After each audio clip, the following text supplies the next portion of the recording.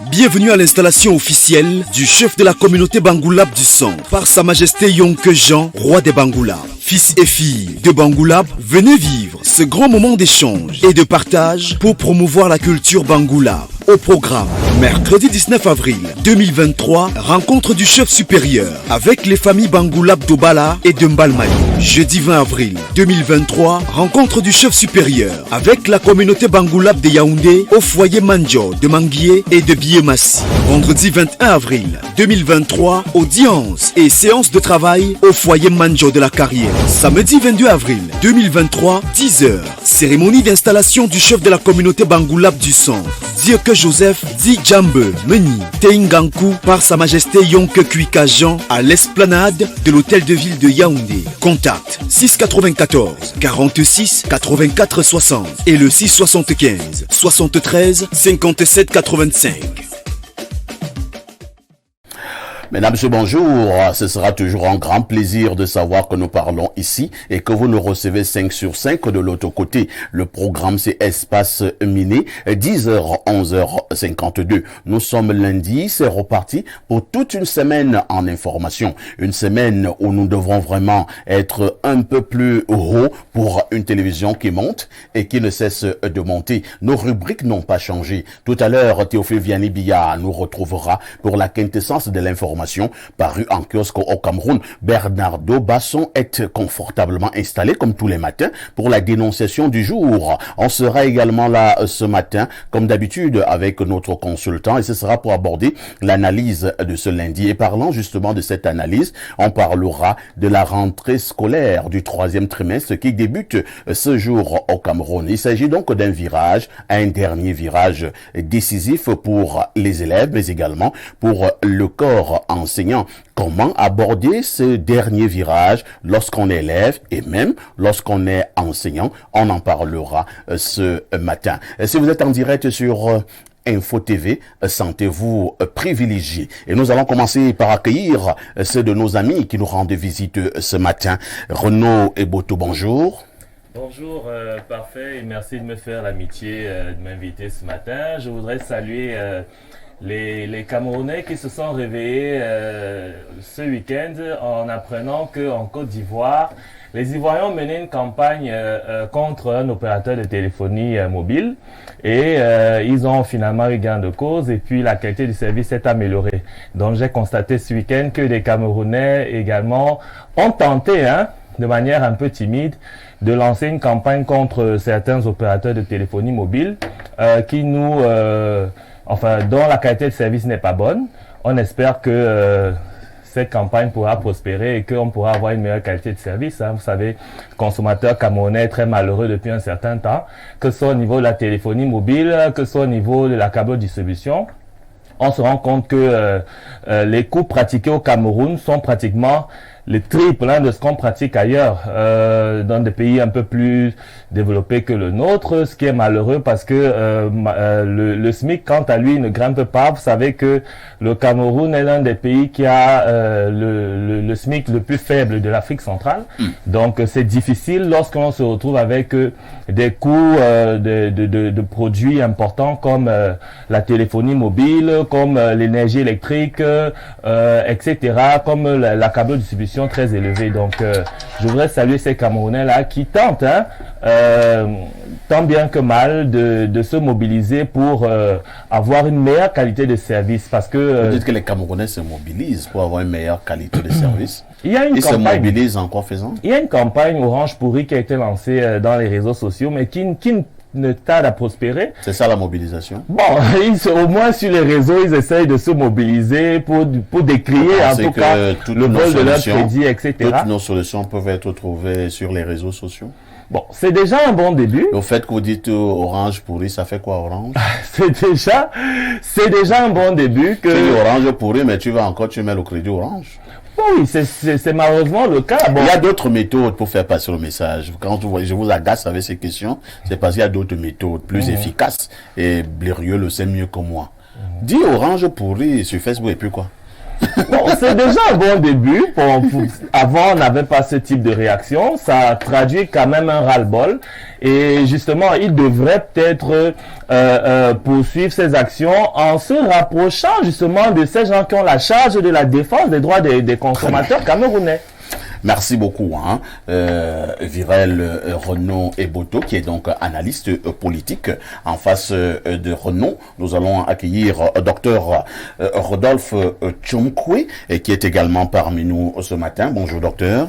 Bonjour, monsieur Parfait. Comment vous allez? Ça va mieux. Ça va mieux? Là, c'est vous étiez malade?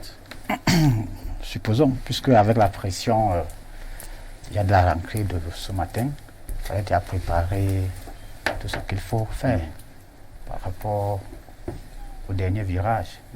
Mais ce n'est que surtout cette inquiétude au niveau du lycée de Mokolo qui me marque un peu tristement, parce que ce lycée commence une rentrée aujourd'hui avec une perte d'une enseignante de BCT depuis le 12 avril. Donc, alors, mes techniciens me font comprendre qu'il faut que vous parliez comme un homme qui est dans les ordres à la maison.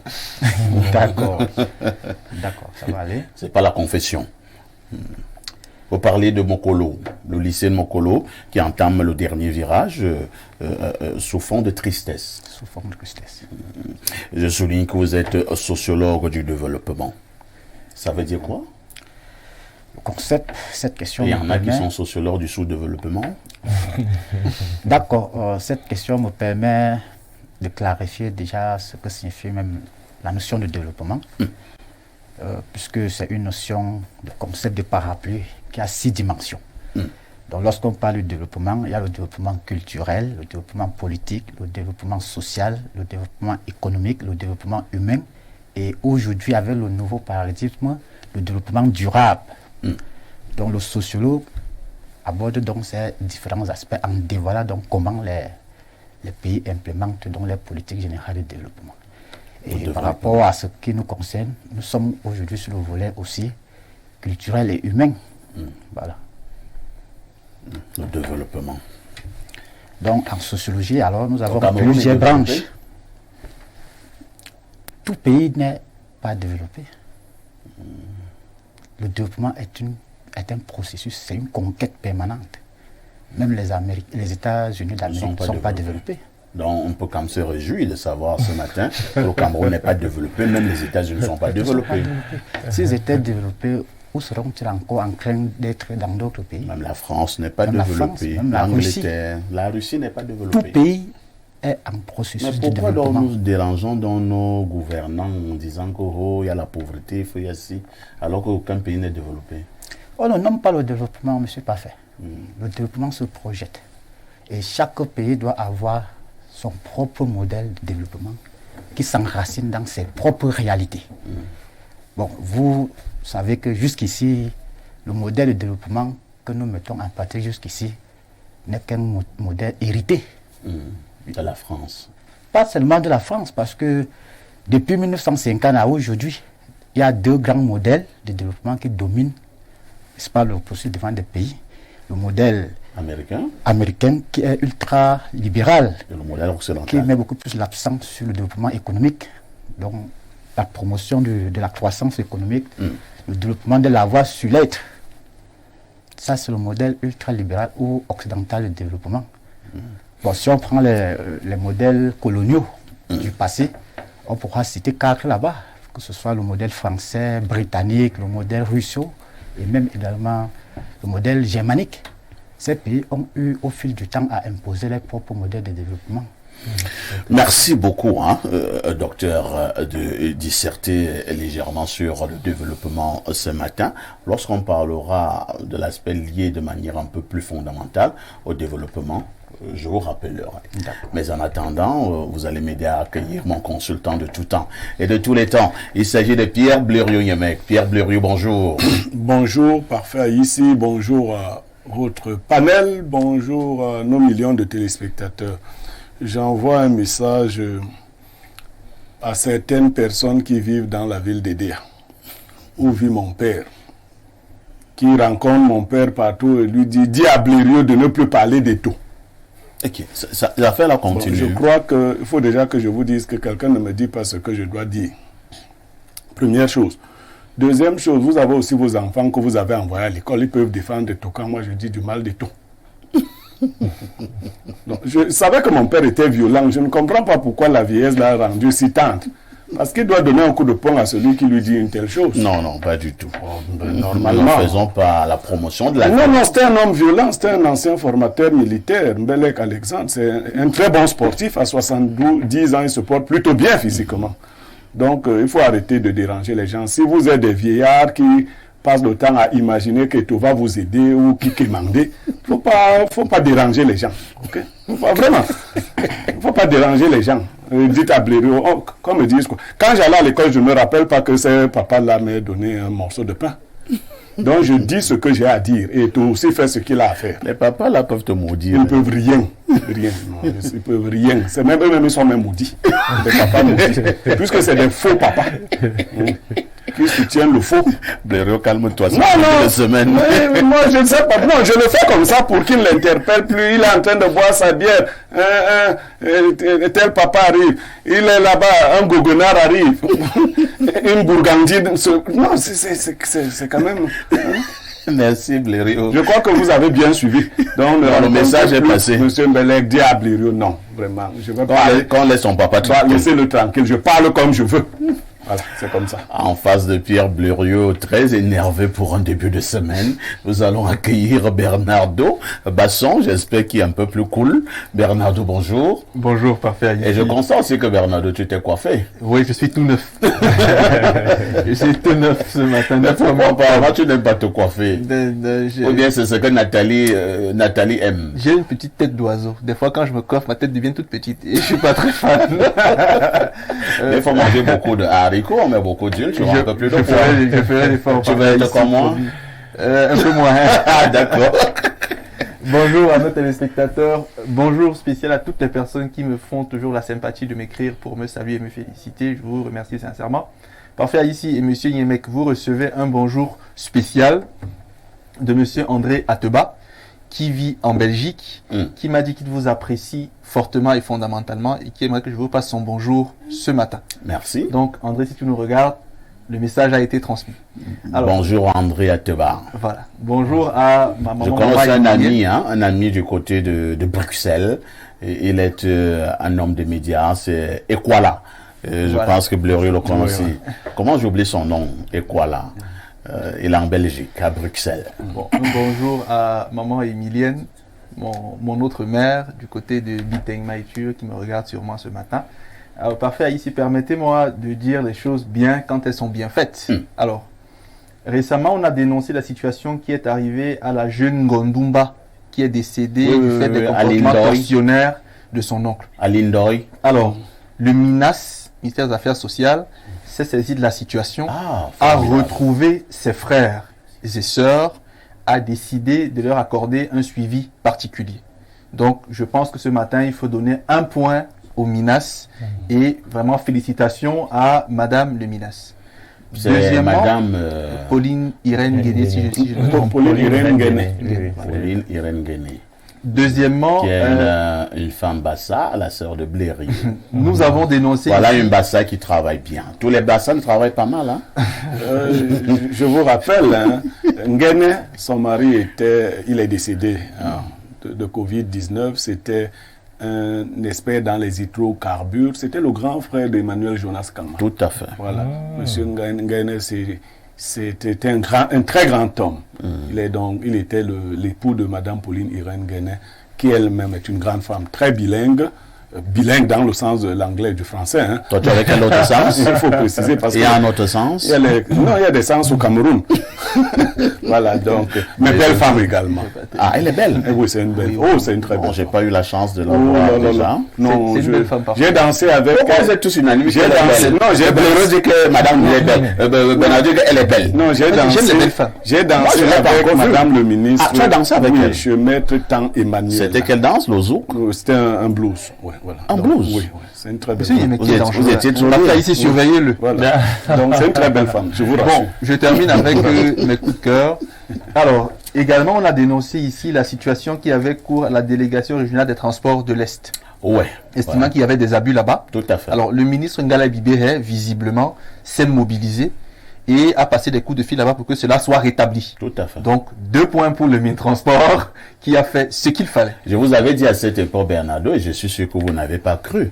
Je vous ai dit que le ministre des Transports était un fidèle téléspectateur de ce programme. Lorsque vous avez dénoncé, je vous ai dit le ministre a déjà suivi et il va arranger cette situation. Ouais. Maintenant, vous dites qu'il a déjà arrangé la situation. Tant mieux. Bon, on ne sait pas si elle s'est définitivement arrangée, mais il a quand même pris Il- ses il a- taureaux il- par les cornes. Ouais. Il a téléphoné à la délégation régionale des transports de l'Est. Et visiblement, là-bas, depuis quelques jours, les choses sont mieux qu'elles ne l'étaient il y a quelque temps.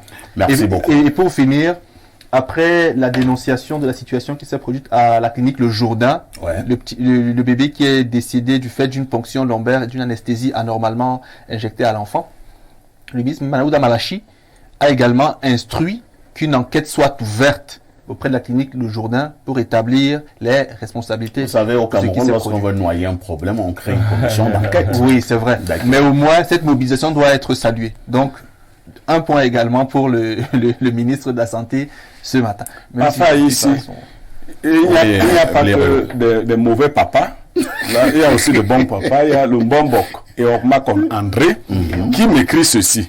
Bonjour Blériot, ta franchise nous honore. Il faut rester tel quel. Voilà. C'est un Mbombok Bassa. Un papa. Voilà. Et il fait partie de ceux-là qui sont le vrai Mbombok, qui savent que le vrai Bassa dit la vérité. Il ne cautionne pas le mal. Il ne couvre pas son frère qui agit mal. Merci Merci Mbombok beaucoup. et Orma Kon. Merci beaucoup. Pas les faux papas qui... Blériot, calme-toi. Je prends une transition. Je vais parler à Blériot en off. Bienvenue à l'installation officielle du chef de la communauté Bangoulab du centre, par Sa Majesté Yonke Jean, roi des Bangoulab. Fils et filles de Bangoulab, venez vivre ce grand moment d'échange et de partage pour promouvoir la culture Bangoulab. Au programme, mercredi 19 avril 2023, rencontre du chef supérieur avec les familles Bangoulab d'Obala et de Mbalmaï. Jeudi 20 avril 2023, rencontre du chef supérieur avec la communauté Bangoulab de Yaoundé au foyer Manjo de Manguier et de Biémassi. Vendredi 21 avril 2023, audience et séance de travail au foyer Manjo de la Carrière. Samedi 22 avril 2023, 10h, cérémonie d'installation du chef de la communauté Bangoulab du centre, Dieuke Joseph Di Djambe Meni Teingankou, par Sa Majesté Yonke Kuika Jean à l'esplanade de l'hôtel de ville de Yaoundé. Contact 694 46 84 60 et le 675 73 57 85.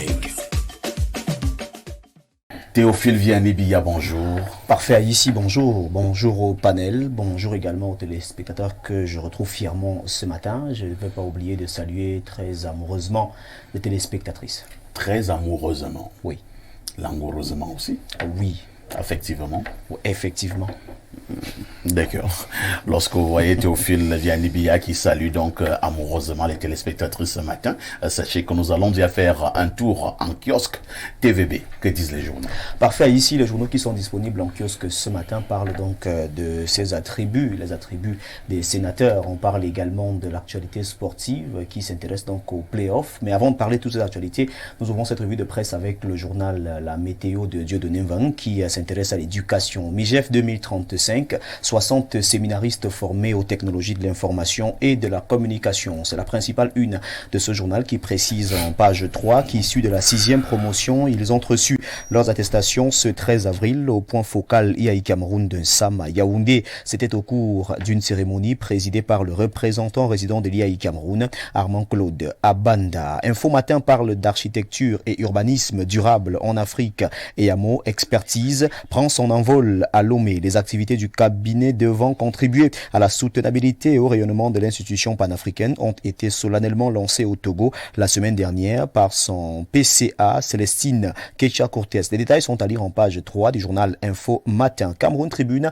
le quotidien gouvernemental qui est en kiosque ce lundi, parle de cette actualité et nous fait savoir que la rentrée du 3e trimestre est bel et bien effective sur le plan national. Le journal nous présente ici cette rentrée comme étant une rentrée assez décisive et ce trimestre également comme étant un trimestre décisif. Sénat, le nouveau bureau attendu. Les sénateurs de la 3e législature sont entrés en possession de leurs attributs au cours d'une séance plénière très courue samedi dernier. Cette étape passée, la suite des événements appelle désormais l'élection du président, du premier vice-président, des présidents et membres du bureau de la Chambre, ainsi que la mise en place de la commission générale. The Guardian Post revient sur cette réaction du sénateur Mbela Moki après avoir reçu ses attributs du côté du palais des congrès de Yaoundé. Le journal nous fait donc savoir que le sénateur Mbela précise qu'ils sont prêts à défendre les intérêts des citoyens. On en parle en page 3 du journal The Guardian Post. La nouvelle expression s'intéresse également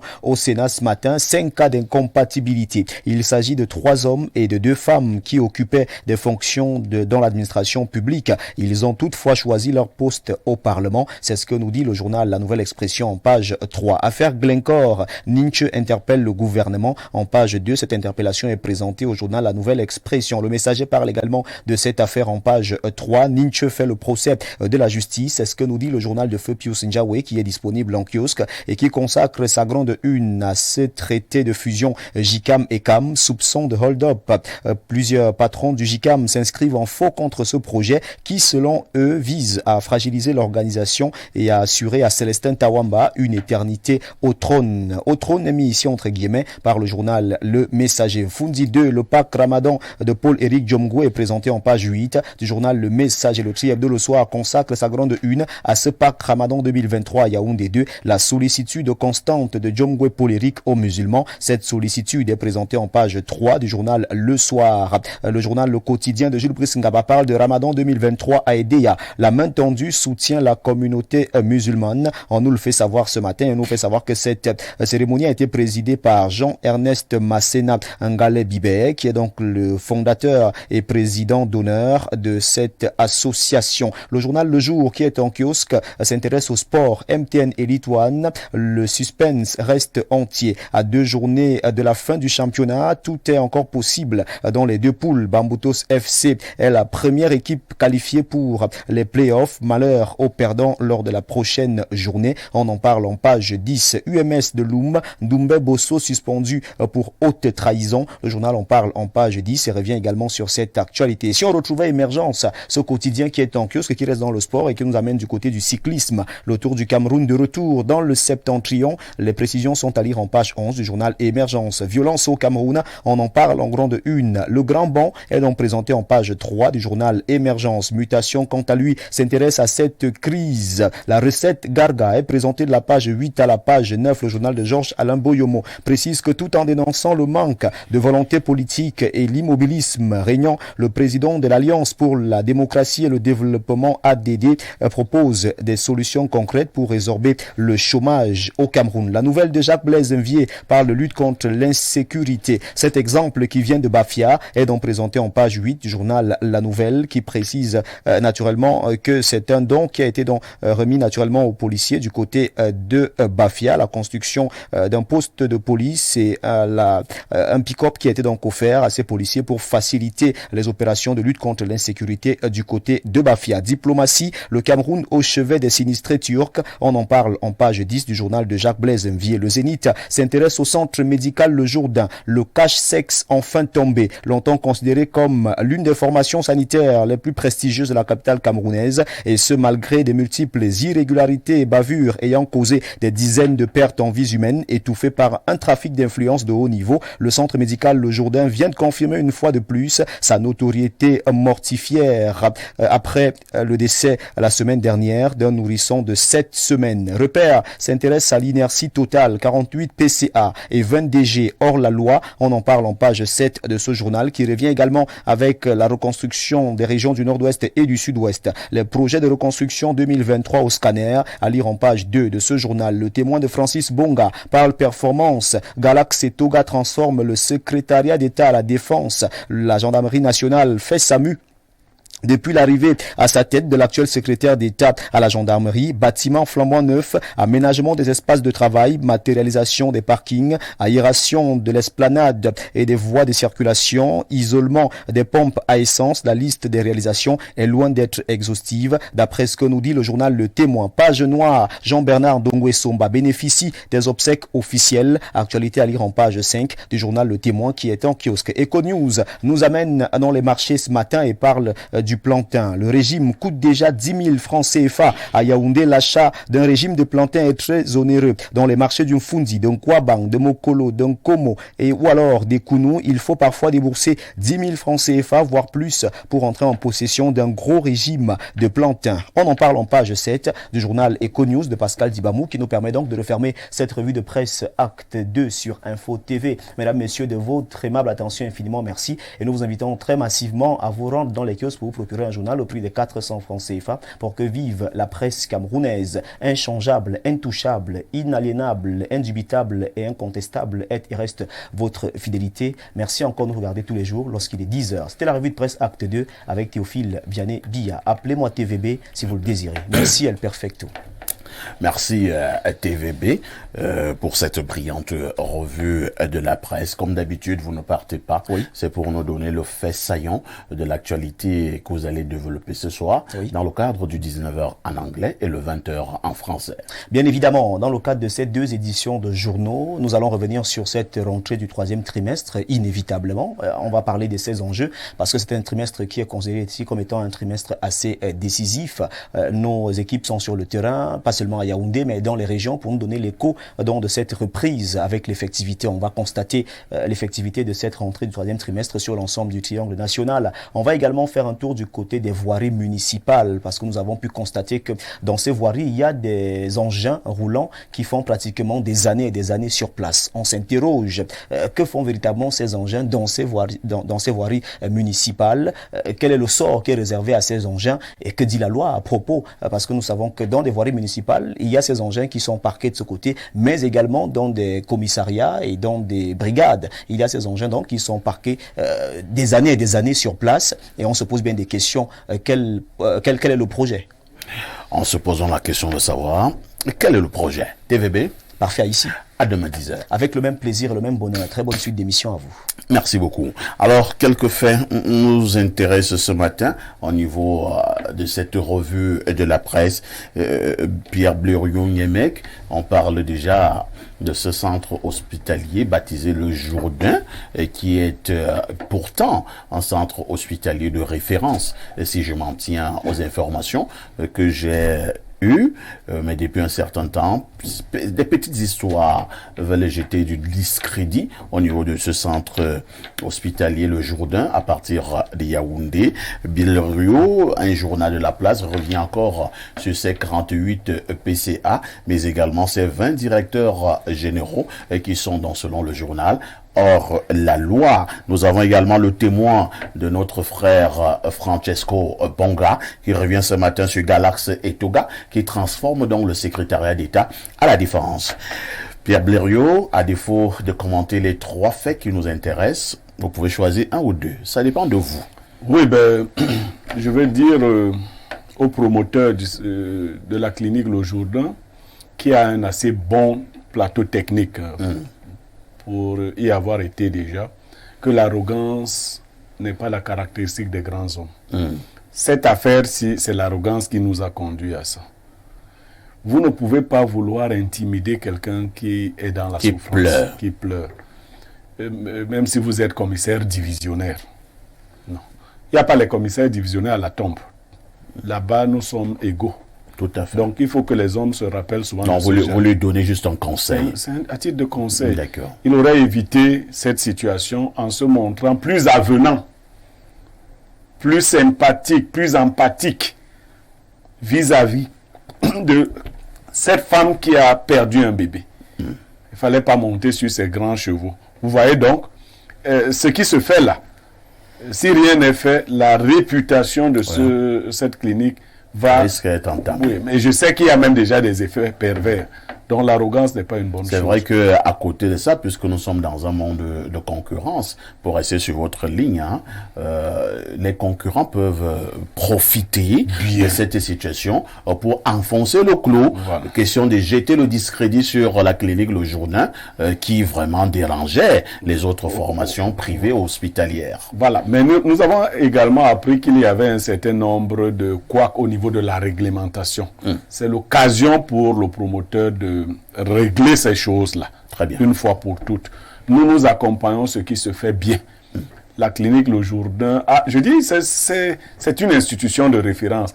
Mais cette attitude vraiment d'autosuffisance, de zèle même, a conduit, parce que les employés, sachant que leur promoteur est commissaire divisionnaire, ont pensé que la pauvre dame, non. Aujourd'hui, les médias, nous sommes là pour régler, pour défendre la veuve et l'orphelin. Et Info TV le fait. Donc, une fois que les choses vont rentrer dans l'ordre, nous reviendrons sur ces mêmes antennes, n'est-ce pas, dire ce qui est devenu bien et ce qui se fait bien. Merci beaucoup. Bon, les deux autres actualités, vous avez évoqué... Les 48 PCA, les 20 DG hors la loi. Nous avons également l'actualité portant sur le CED, le secrétaire d'État à la Défense, Galax Etoga, selon le journal Le Témoin, qui a donc transformé ce secrétaire d'État à la Défense en bien.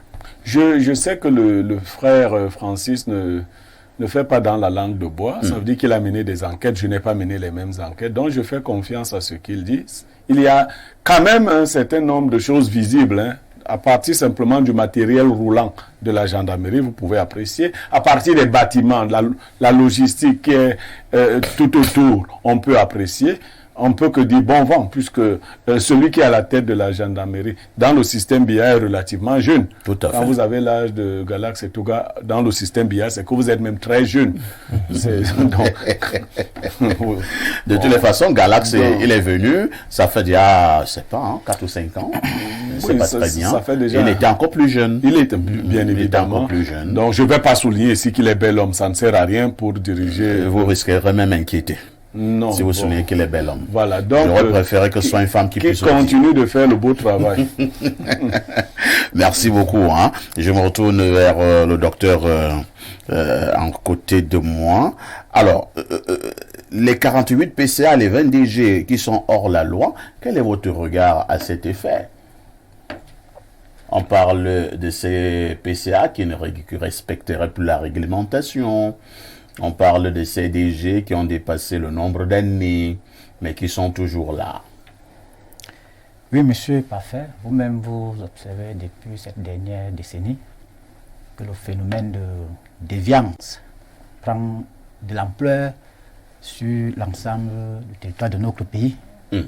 Et qui dit déviance, par exemple, sur le sociologue, il y a 3 réalités différentes. La délinquance, parce que s'il faut parler des hors de la loi, il faut classer ces PCA sur le volet, n'est-ce pas, de délinquance, parce qu'ils sont conscients. Oh là là, est-ce que le monde n'est pas fort? D'autres sont pas forts. On ne peut pas quand même les traiter des délinquants. S'il vous plaît, pourquoi je parle de délinquance? Parce que le délinquant, normalement, c'est qu'une loi existe. Et que si je transgresse cette loi, je dois être stigmatisé. Alors certains le font, et sur la base des réseaux relationnels, savent qu'ils peuvent toujours s'en sortir. Donc, lorsqu'on parle de délinquance, ce n'est pas, le sociologue ne fait pas dans le jugement de valeur, qui se base sur les faits vérifiables. Il y a une loi, donc il n'y a pas l'impunité. Il y a l'impunité.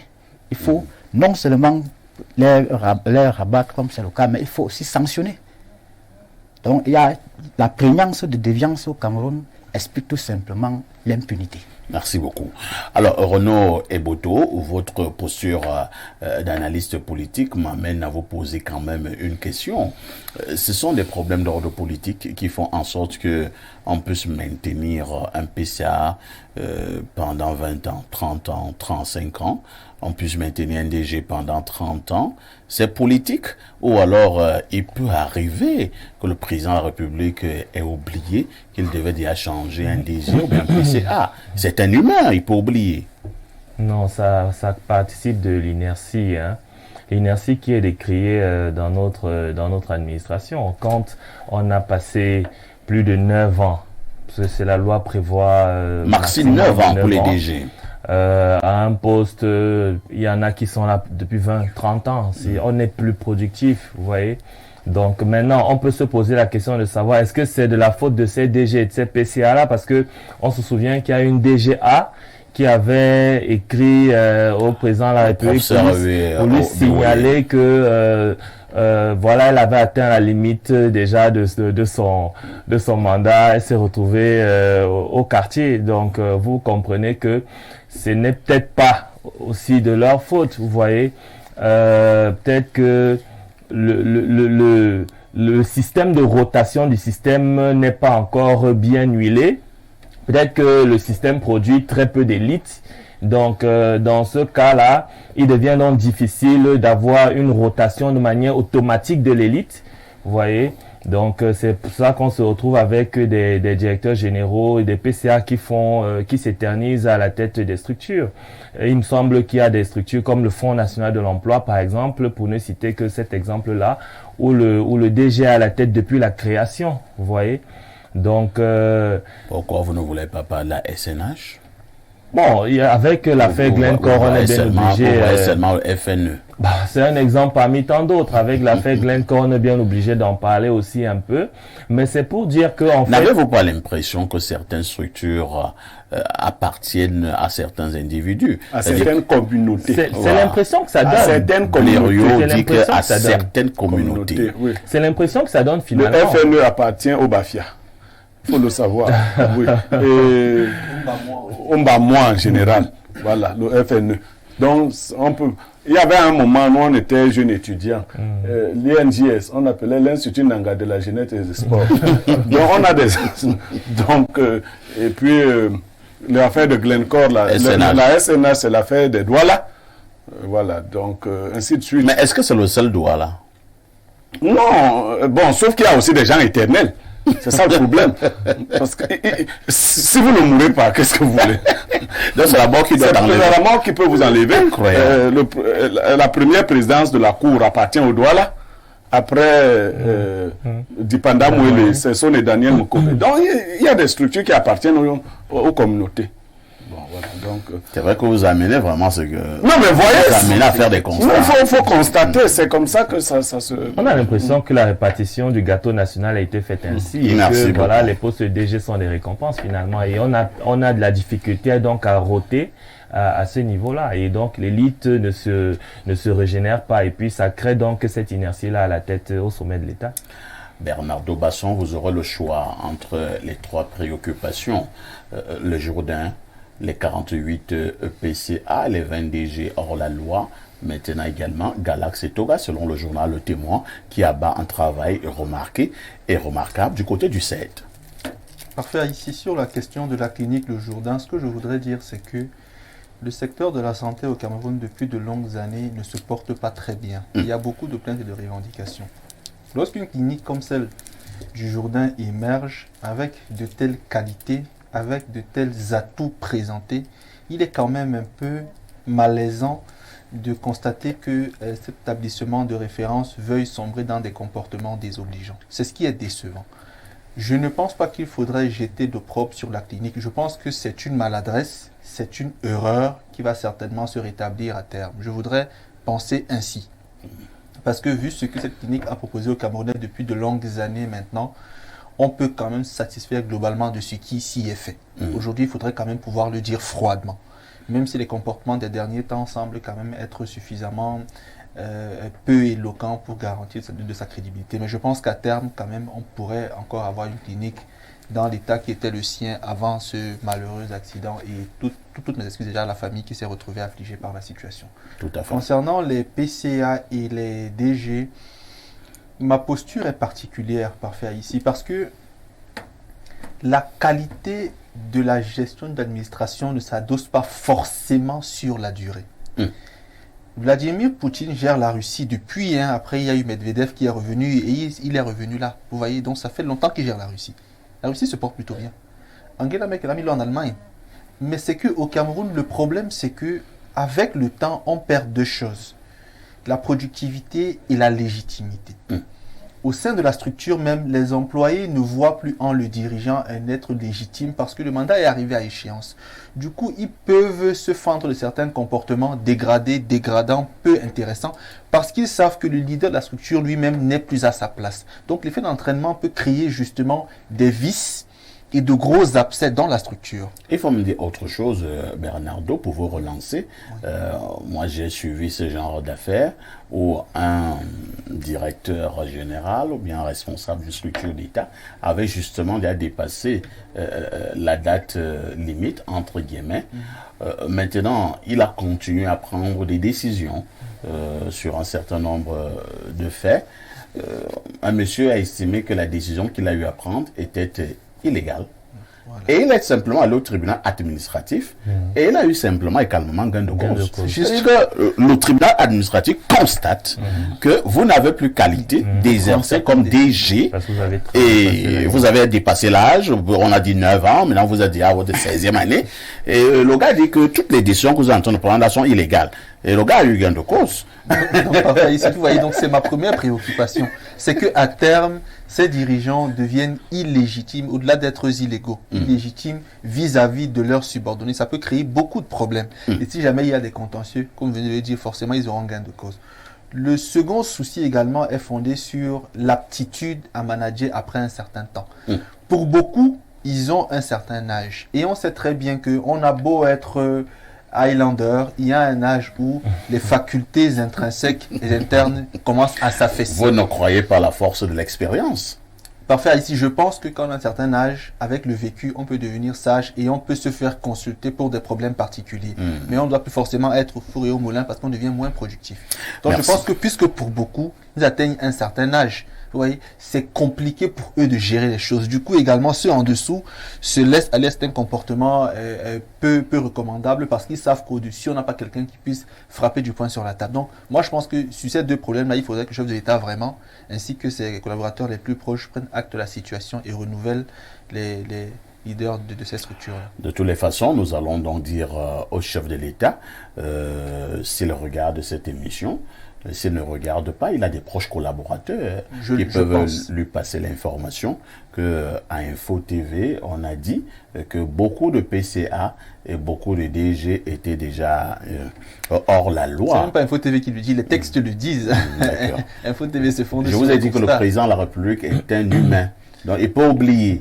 Et le rôle également, le nôtre et de ses proches collaborateurs, c'est de rappeler au chef de l'État.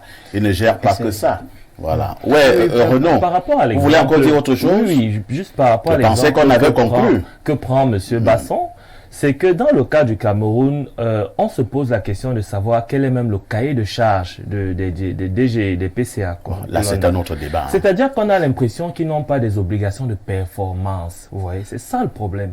C'est-à-dire, c'est pas un problème de longévité. On a par exemple le cas de la CNPS où on a un monsieur qui fournit quand même des résultats. Vous voyez.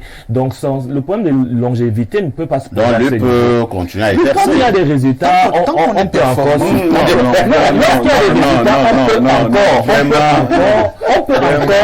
mais dans le cas où on a des DG, des PCA, dont on a l'impression qu'on les a justement mis au poste pour des raisons politiques ou même ethno-tribales ou ethno-régionales, vous voyez, ça pose un problème. Merci Renaud. De toutes les façons, l'aspect que vous abordez là, c'est un autre sujet. On va l'aborder un autre jour. Nous prenons un autre verre d'eau. Bienvenue à l'installation officielle du chef de la communauté Bangoulab du centre, par Sa Majesté Yonke Jean, roi des Bangoulab. Fils et filles de Bangoulab, venez vivre ce grand moment d'échange et de partage pour promouvoir la culture Bangoulab. Au programme, mercredi 19 avril 2023, rencontre du chef supérieur avec les familles Bangoulab d'Obala et de Mbalmaï. Jeudi 20 avril 2023, rencontre du chef supérieur avec la communauté Bangoulab de Yaoundé au foyer Mandjo de Manguier et de Biémassi. Vendredi 21 avril 2023, audience et séance de travail au foyer Mandjo de la Carrière. Samedi 22 avril 2023, 10h, cérémonie d'installation du chef de la communauté Bangoulab du centre. Dieu que Joseph dit Djambe Meni Teingankou par Sa Majesté Yonke Kuika Jean à l'esplanade de l'hôtel de ville de Yaoundé. Contact 694 46 84 60 et le 675 73 57 85. Quoi qu'on dise, la dénonciation ici restera ce fait de société qui vous énerve dans votre quartier, dans votre localité, dans votre ville, dans votre pays. Faites-nous parvenir ces dénonciations et nous ferons le reste sur le plateau d'Espace Miné. La dénonciation de ce jour reste une affaire de Bernardo. Parfait, ici, ma dénonciation de ce matin est assez particulière et concerne, comme souvent, une affaire de famille. Je dénonce le comportement de certaines femmes qui, aujourd'hui, ne réservent plus à leurs époux, je parle d'époux, je ne parle pas de compagnons, je parle d'époux, l'exclusivité de la période féconde. Parfait, ici, ma dénonciation porte sur un fait grave. Un monsieur que je connais vit aux États-Unis depuis 7 ans. Il est marié depuis 21 ans. Avec sa femme ici, ils ont vécu 14 ans. Aux États-Unis, où il est depuis quelque temps, il a demandé à engager le regroupement familial pour que sa femme et ses 3 enfants le rejoignent là-bas. Sauf que le système américain est un peu complexe. On vous demande d'établir la relation totale qu'il y a entre vous et vos enfants au Cameroun. Au point où on vous demande des fois, et très souvent, de faire le test ADN. Et donc, il a fait le test ADN pour ses 3 enfants, à Douala et Nomatch. Aucun de ses enfants n'est le sien. Et avec sa femme, il a vécu ici 14 ans. Le premier de ses enfants a 13 ans. La deuxième a 10. Tous les enfants la troisième a 7. Sont supposés avoir été faits par lui. Au Cameroun. Au Cameroun. Donc, depuis 2 semaines, il parle seul. Il répond oui à tout. Donc, quand tu l'appelles, tonton, ça va aller? Oui. Tu viens au Cameroun? Oui. C'est pas mieux de rester là-bas aux États-Unis? Oui. Donc, vraiment, vous comprenez que il est vraiment choquant.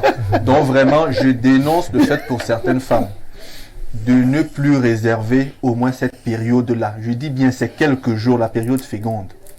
Nos sœurs, nos mères qui nous écoutent, réservez-la à vos conjoints pour le bien de tous et la santé mentale de vos époux. Merci beaucoup. On va d'abord passer la parole au docteur Rodolphe Tchonkoué, lui qui est justement sociologue. C'est un bon fait de société pour vous. Je présume que ce n'est pas facile pour le bonhomme. Quel est le regard du sociologue que vous êtes? Par rapport à la dénonciation. Vous avez suivi la dénonciation? D'accord. J'estime d'abord que c'est un point de vue qu'il expose, parce que par rapport à la situation, nous observons ensemble l'évolution, n'est-ce pas, de la fragilisation des liens conjugaux, comme il est en train de dénoncer. Et c'est un fait qui est observable, pas seulement au Cameroun. Le phénomène est social, c'est-à-dire qu'on peut l'observer aussi bien aujourd'hui au Sénégal, au Mali, en France. Tout ceci, c'est le résultat tout simplement de la mondialisation des valeurs. Donc, il faut copier et on imite les autres, on applique et ça produit donc ce que ça peut produire. Donc avant, la femme était préparée pour savoir comment, n'est-ce pas, parler, mener sa relation avec son époux ou, n'est-ce pas, aussi projeter leur vision de vie dans ça. Mais ce n'est plus ça. Même quand on est aujourd'hui en foyer, ce n'est plus le collectivisme, c'est l'individualisme. Donc ça se désagrège. Je ne sais pas si vous avez bien suivi la dénonciation. J'ai bien suivi sa dénonciation. Bon, en fait, le fait saillant qui nous intéresse ici est que un monsieur a épousé une dame. Ils ont vécu pendant 14 ans au Cameroun et le monsieur est allé aux États-Unis. Ils sont à 21 ans de connaissance. Entre-temps, il veut faire venir sa famille aux États-Unis, ce qu'ils appellent là-bas le regroupement familial. Maintenant, les Américains sont très regardants. Ils ont exigé des tests d'ADN. Le monsieur est donc venu faire les tests d'ADN. Entre-temps, le monsieur avait eu 3 enfants avec son épouse au Cameroun. Et sur les 3 enfants, après les résultats des tests d'ADN, aucun n'appartient à l'homme. Et maintenant, donc, l'homme, il marche en route et parle seul. Voilà la dénonciation. Et il dit oui à tout. Est-ce que tu penses que le Cameroun est un bon pays? Il dit oui. Est-ce que tu penses que tout gère bien à la FECAFO? Il dit oui. Est-ce que tu penses que le fait que tes enfants là ne soient pas de toi? Il dit oui. D'accord. Pierre Blériot-Niamek, votre commentaire. Banabito, les femmes sont aussi fausses que les valises diplomatiques. Les hommes ont gagné le premier prix du concours international d'hypocrisie. Ça veut dire quoi? En ma qualité d'observateur, j'ai décidé d'épouser la plus stricte neutralité, c'est-à-dire célibataire de la fonction matrimoniale. Là, je reprends Boileautin dans un texte. C'est à l'homme qu'appartient la chèvre, qu'appartiennent les chevreaux. Quand vous êtes le mari d'une femme, ses enfants sont vos enfants. Bien sûr, c'est la loi qui lui dit. C'est comme ça. Il y a des non-dits dans ce que vous avez observé là. Peut-être qu'on a vu que la possible infidélité de la femme. L'homme ne dit pas avoir soupçonné que sa femme était une femme infidèle. On peut faire donc une analyse de premier degré, mais aussi de second degré. Je demande à cet homme-là de faire un test pour voir si lui, il peut procréer. Si, monsieur Niamek, justement parce que... Vous n'aviez pas mis ça dans la c'est une omission. Voilà. Parce que justement, vous savez, parfois dans les parcours de jeunesse, il arrive qu'on fasse des enfants. Donc, dépité par la situation, il a demandé à son frère de se rapprocher de l'enfant qu'il avait plus ou moins éconduit par le passé parce qu'il était tout jeune. Et on a fait le test sur cet enfant-là. La compatibilité avec le père est de 100%. C'est l'enfant là. Jusque là, le problème n'est pas encore résolu. Qu'il fasse un texte de paternité. Non, le test est résolu. Le problème est résolu. Non. Puisque Blériot, je te relance. On a fait un test d'ADN sur les 3 enfants. Aucun n'est de lui. OK? Et là, vous posez un problème pour savoir si le monsieur peut procréer. Il vous fait donc comprendre qu'il est donc allé faire un autre test d'ADN sur un enfant qu'il avait eu avant et qu'il avait même rejeté. Et là, le test est sorti positif. Jusque-là, le problème n'est pas résolu parce que ce que ça montre, c'est qu'il procréait. Donc, moi, il ne procrée plus. Ce que ça montre, c'est qu'il pouvait procréer. En détail, à manger quoi pour tirer la ce que ça montre, c'est qu'il pouvait procréer d'une part. D'autre part, il arrive qu'il y ait incompatibilité entre 2 partenaires. C'est-à-dire, il y a des femmes que vous ne pourrez pas enceinte. C'est vrai que là n'est même pas le problème. Hein? Non, il faut d'abord saisir le problème. Oui. Quand vous saisissez cette question-là, les femmes n'ont plus le courage que nos mamans, nos grands-mères avaient dans l'ancienne Afrique. En fait, nous ne nous comportions pas de la même manière que nous nous comportons aujourd'hui. Ce problème doit être creusé pour qu'on dépiste quel est le problème. Si c'est un problème d'infidélité simple, non, il met cette femme de côté avec ses enfants. Si ce n'est que l'infidélité. Mais s'il y a anguille sous roche, c'est-à-dire que, je vous dis comme ça, j'ai connu un papa qui a eu ce problème et qui a demandé à sa femme de partir avec les enfants. Sauf qu'il a épousé une deuxième femme, et après 5 ans, il n'avait toujours pas d'enfants, 10 ans, pas d'enfants. Il a fini par découvrir que c'est lui qui ne procréait pas. À toute honte but, il est allé reprendre les enfants et la femme qui était partie. Vous comprenez? En Afrique, nous avons intégré que l'homme est toujours fertile. Donc, en général, les hommes ne se posent, quand un couple n'accouche pas, les hommes ne se posent pas de questions. On passe le temps à dire, mais la femme, si. Quand votre femme est fidèle, elle est venue en mariage sans enfant, elle est fidèle à vous, c'est vous qui ne pouvez pas procréer. Qu'est-ce qu'on constate? C'est que vous n'avez pas d'enfant. Et ça va pour tout le monde. Si la femme vient à découvrir qu'il y a un hic, c'est pas pour justifier. Bon, maintenant, s'il arrive donc que le monsieur, effectivement, procrée, mais que la femme a été infidèle, qu'est-ce qu'on fait? Non, c'est grave, c'est gravissime. C'est de la méchanceté. C'est de la méchanceté. Si cette femme-là a décidé seulement de lui faire des enfants sur son dos. Jusqu'à 3. Non, même si c'est 1, c'est de la méchanceté. Parce que j'ai aussi le cas d'une jeune fille qui avait tellement admiré son prof d'université qu'elle avait décidé que ses enfants devaient être intelligents.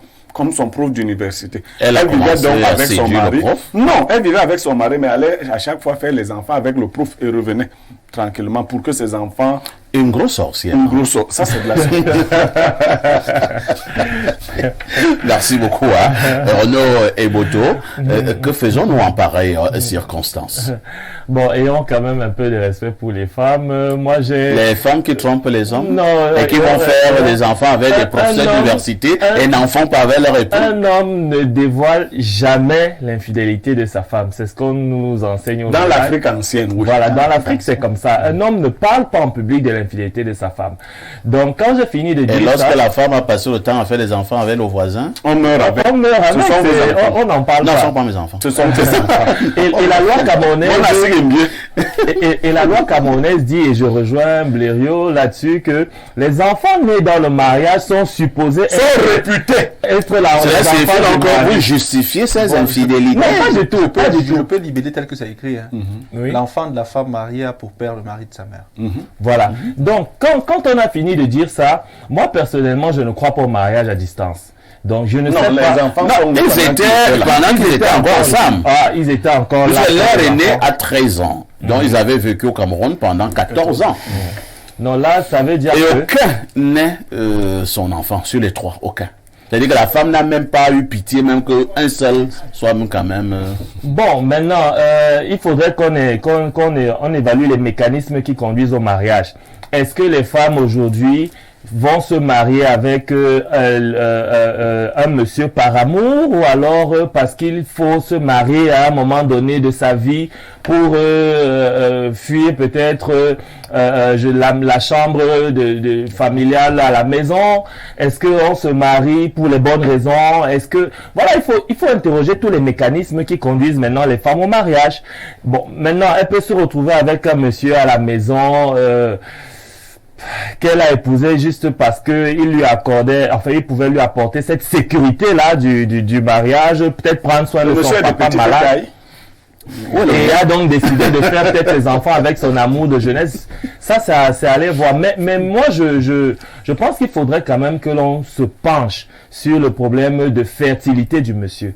Essayons de creuser de ce côté. Blériot a mis le doigt là-haut sur l'abcès. Je crois qu'il faut essayer de voir si le monsieur est fertile. Parce qu'il y a des maladies comme les chlamydia. Vous voyez, vous pouvez traîner un chlamydia pendant 7 ans, 8 ans. Il vous rend carrément stérile, hein, sans le savoir. Pour autant, vous avez eu un enfant un peu plus tôt dans la jeunesse. Donc, il faudrait qu'on essaye d'interroger le phénomène. Mais je suis clair là-dessus. Un homme qui se respecte ne parle pas de l'infidélité de sa femme en public. Parfait ici. Parfait ici. Ouais. Personnellement, vous allez m'excuser de dire les choses telles que je les pense. Hein. C'est toujours le cas pour moi. Pour moi, Basson Bernard, il n'y a pas de problème.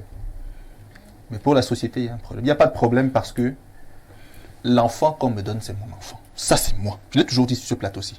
L'enfant qu'on me donne, c'est mon enfant. Tu acceptes tout. Oui. Je ne suis pas très compliqué. Même en matière d'aliments. Ta femme écoute l'émission. Vraiment parfait. Ça, c'est moi. J'ai dit bien c'est moi. Je n'ai pas dit que c'est ce qui reste faire. Ma femme me ramène 5 enfants qui ne sont pas les miens. Ce sont mes enfants. Félicitations. Ça, je m'arrête là. Ça, c'est moi. Maintenant, autre chose. Dans cette affaire, il y a 3 problèmes. Le premier, c'est que je pense que quand on est marié, on supprime beaucoup de barrières.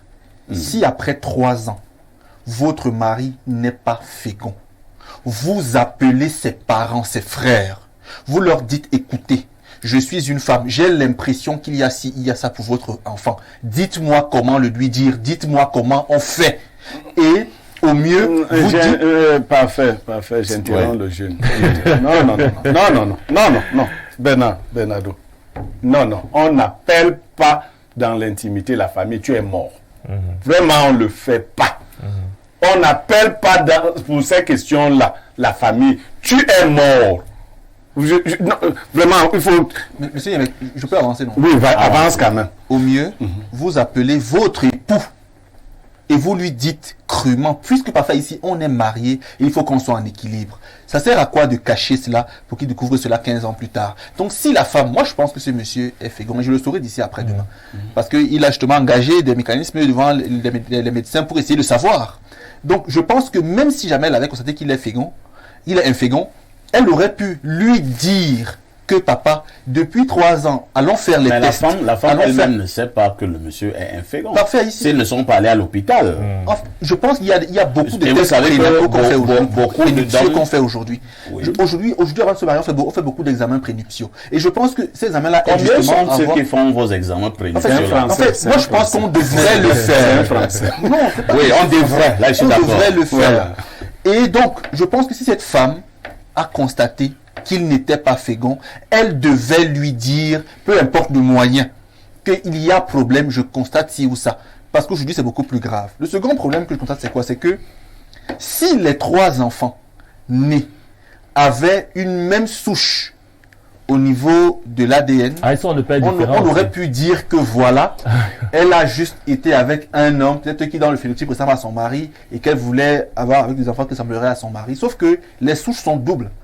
Donc, il y a 2 enfants qui ont un papa et il y a un enfant Oh là là. qui a son papa. Mais Donc, s'il te plaît, là est-ce encore- que la dame sait calculer son cycle menstruel? Elle Parce ne qu'il y sait a pas. des femmes qui, jusqu'à un âge avancé, Pourquoi ne savent donc- pas calculer Renaud, un cycle Renaud, menstruel. pourquoi Tu es jour même déjà marié. Renaud, Une pourquoi femme le doit jour- chercher à calculer son cycle menstruel. Même pas, et c'est ton épouse. Donc, Pourquoi il le est jour où possible ils qu'elle vont soit faire tout les essais, simplement infidèle et qu'elle soit tombée que, voilà, elle a fait des enfants sans s'en rendre le compte. jour où ils font les tests, le soir, quand le frère du mari ramène les enfants à la maison, la dame n'est pas là. Du coup, il les ramène chez leur grand-mère, la mère du monsieur. Il appelle sa belle-sœur et le téléphone ne passe plus. Jusqu'aujourd'hui, ils n'ont plus de Elle ces nouvelles. avait raison. Ah, la dame a fui. Oui, elle avait raison de fuir. Parce que c'est un peu grave. Donc, moi, je pense que C'est parfois, pas un ici, peu, c'est trop grave. moi, je ne condamne pas systématiquement la femme parce que je considère que si ton homme parfois est infécond, tu peux l'aider. Mais je pense que si tu Est-ce trouves que qu'il est infécond, l'homme a demandé l'aide? parfois ici, moi, j'ai la tendance là où elle devrait lui dire. Elle aurait dû lui dire. Parfois ici, moi aujourd'hui, moi je vous rassure, hein, je prends régulièrement les écorces pour m'assurer de ce que ma libido soit au top. Et que. Non, même si et ta que libido n'est pas au top, tu peux faire des enfants.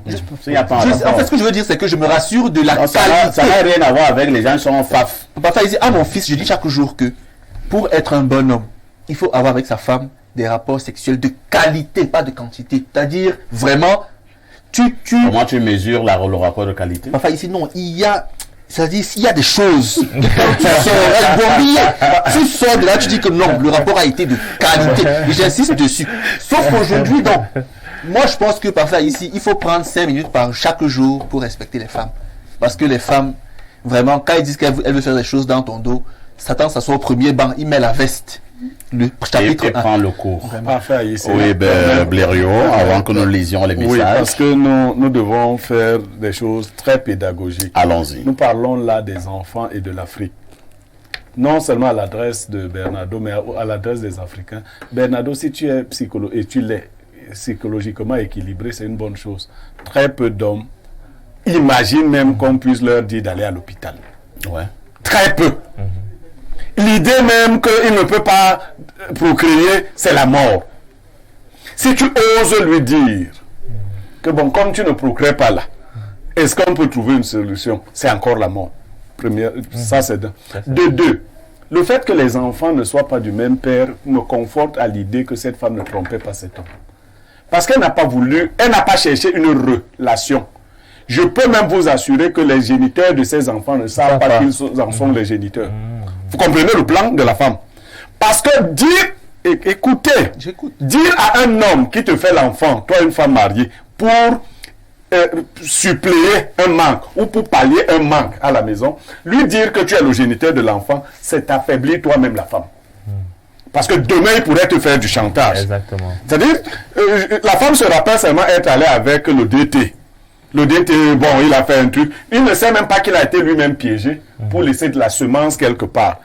Ainsi, la femme n'a pas une dette et l'enfant est équilibré. Les mécanismes avec lesquels on gérait ce genre de situation en C'est Afrique avec les frères. non, ont été dissolus, malheureusement. Mais je dis encore, pour l'Afrique moderne actuelle, tu ne peux pas appeler ta famille et annoncer à ta famille que « Oh, mais tu es mort ». Comme vous voyez là. Non, ça se gère dans le secret. Si jamais tu as la chance d'avoir une vraie belle-mère qui t'aime, elle est la seule personne avec qui tu peux gérer un tel secret. Maintenant, Même la belle-mère, là, va qu'est-ce te qu'on faire fait là le chantage. maintenant? Vous pensez vraiment qu'il est préférable pour elle d'aller le faire dehors que de dire à son mari que là où tu es... Non, le mari, la réaction du mari montre même qu'il est déséquilibré. Parce que s'il était équilibré, on n'en serait même pas là. Ouais. Il n'est pas le seul à ne pas être le père de ses enfants. Oui. Mais il n'est pas le seul. attends, comment le mari a fait les tests parce qu'il voulait amener son épouse et ses enfants aux États-Unis. Vous ne pouvez pas accuser le mari. J'ai 14 enfants. Je suis sûr que si je fais le test des 14 enfants, il y en aura qui ne seront pas mes enfants. Ah bon? Oui. Oh là là. Oui. Il y en aura qui ne seront pas mes enfants. Oui. Il faut le savoir. Non. Il n'y a aucun test à faire sur mes enfants. Parfait, ici. Moi, je vais sortir par une chose, si tu permets vraiment. Donne-moi 30 secondes. Je pense aussi qu'il faudrait qu'on sorte d'un certain discours. L'homme africain est noyé dans un discours duquel il devrait sortir. Les femmes de nos jours sont au moins aussi infidèles que les hommes. On doit le savoir.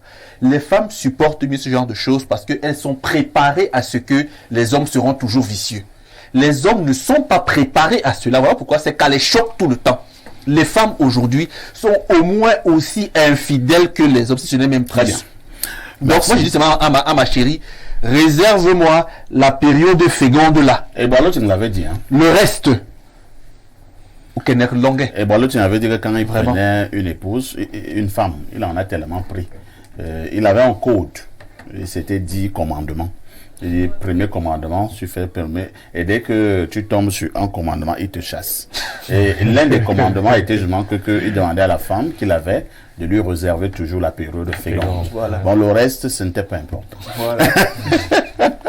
Bonjour, parfait. Et il y a un ancien gardien des Lions indomptables dont l'enfant est né métis, alors que sa femme et lui sont bien noirs. C'était fait. Le problème est profond, comme le dit Blériot. Cherchons à nous intéresser au non-dit. Pour ma part, qu'il ne renie pas les enfants, ce sont les siens. Pour la rentrée scolaire, j'invite Madame le ministre des Enseignements secondaires à s'intéresser à la situation désastreuse du lycée de Mokolo. C'est très grave, avec le proviseur de ce côté qui torture les enseignants et les élèves. Autre message ce jour. Bonjour, parfait, très belle émission. Les femmes sont fortes, mais bon, moi je crois que ce monsieur doit se séparer de cette femme, mais continuer à s'occuper des enfants. C'est une histoire triste. Bonne journée, Simon Marius Mba, secrétaire général du fan club des démineurs. Merci beaucoup. Hein. Le fan club des démineurs, vous avez déjà constitué un bureau, on n'était pas au courant. Il faut nous donner les informations. Autre message ce jour. Bonjour à tous sur le plateau. Belle émission. Concernant la dénonciation, l'infidélité de la femme est aussi répandue que l'infidélité de l'homme. Le problème est juste que dans l'Afrique ancienne, les enfants étaient une richesse dont nos grands-parents étaient informés mais ne parlaient pas. De nos jours, l'enfant n'est plus trop considéré comme une source de richesse, mais une charge dont tout le monde n'est pas prêt à porter la charge des autres. J'ai assisté à une scène incroyable. Il y a de cela quelques jours, à Mbalmayo, mon ami qui est un anti-Eto a laissé son travail pour aller attendre Eto et crier Eto président. Bien vouloir faire attention aux Camerounais, car on est un peuple d'hypocrites. Je félicite le consultant pour sa liberté d'expression, mais ses frères Bassa ne sont-ils pas aussi libres de dire ce qu'ils pensent à son père? Autre message ce jour.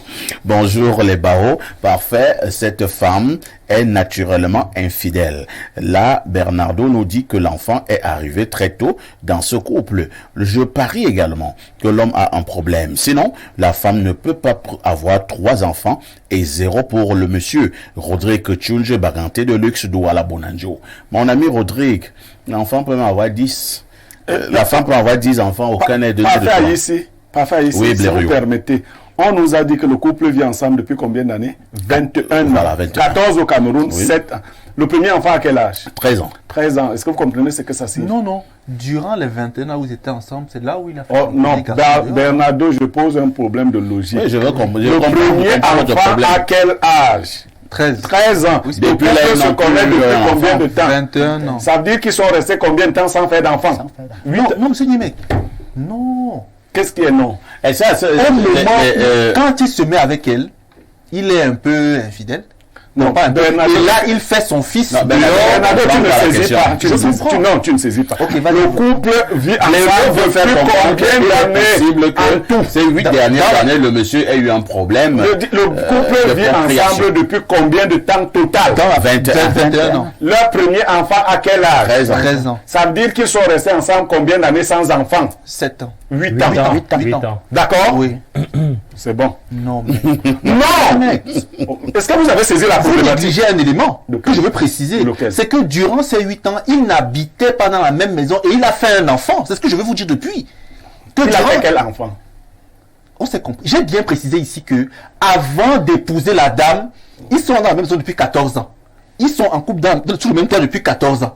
Et le premier enfant a 13 ans. Mais avant, quand ils sortaient encore ensemble, ils étaient Bernardo, compagnons, vous quittez- il a fait un enfant. Non, vous quittez la problématique. Je vous explique ceci. Parlons seulement du couple en question. Oui. Ils sont ensemble depuis. On a compris. Mais hein. il n'habitait Moi, je pas dans sais la que même les maison. héros- Non, on va continuer à lire les messages.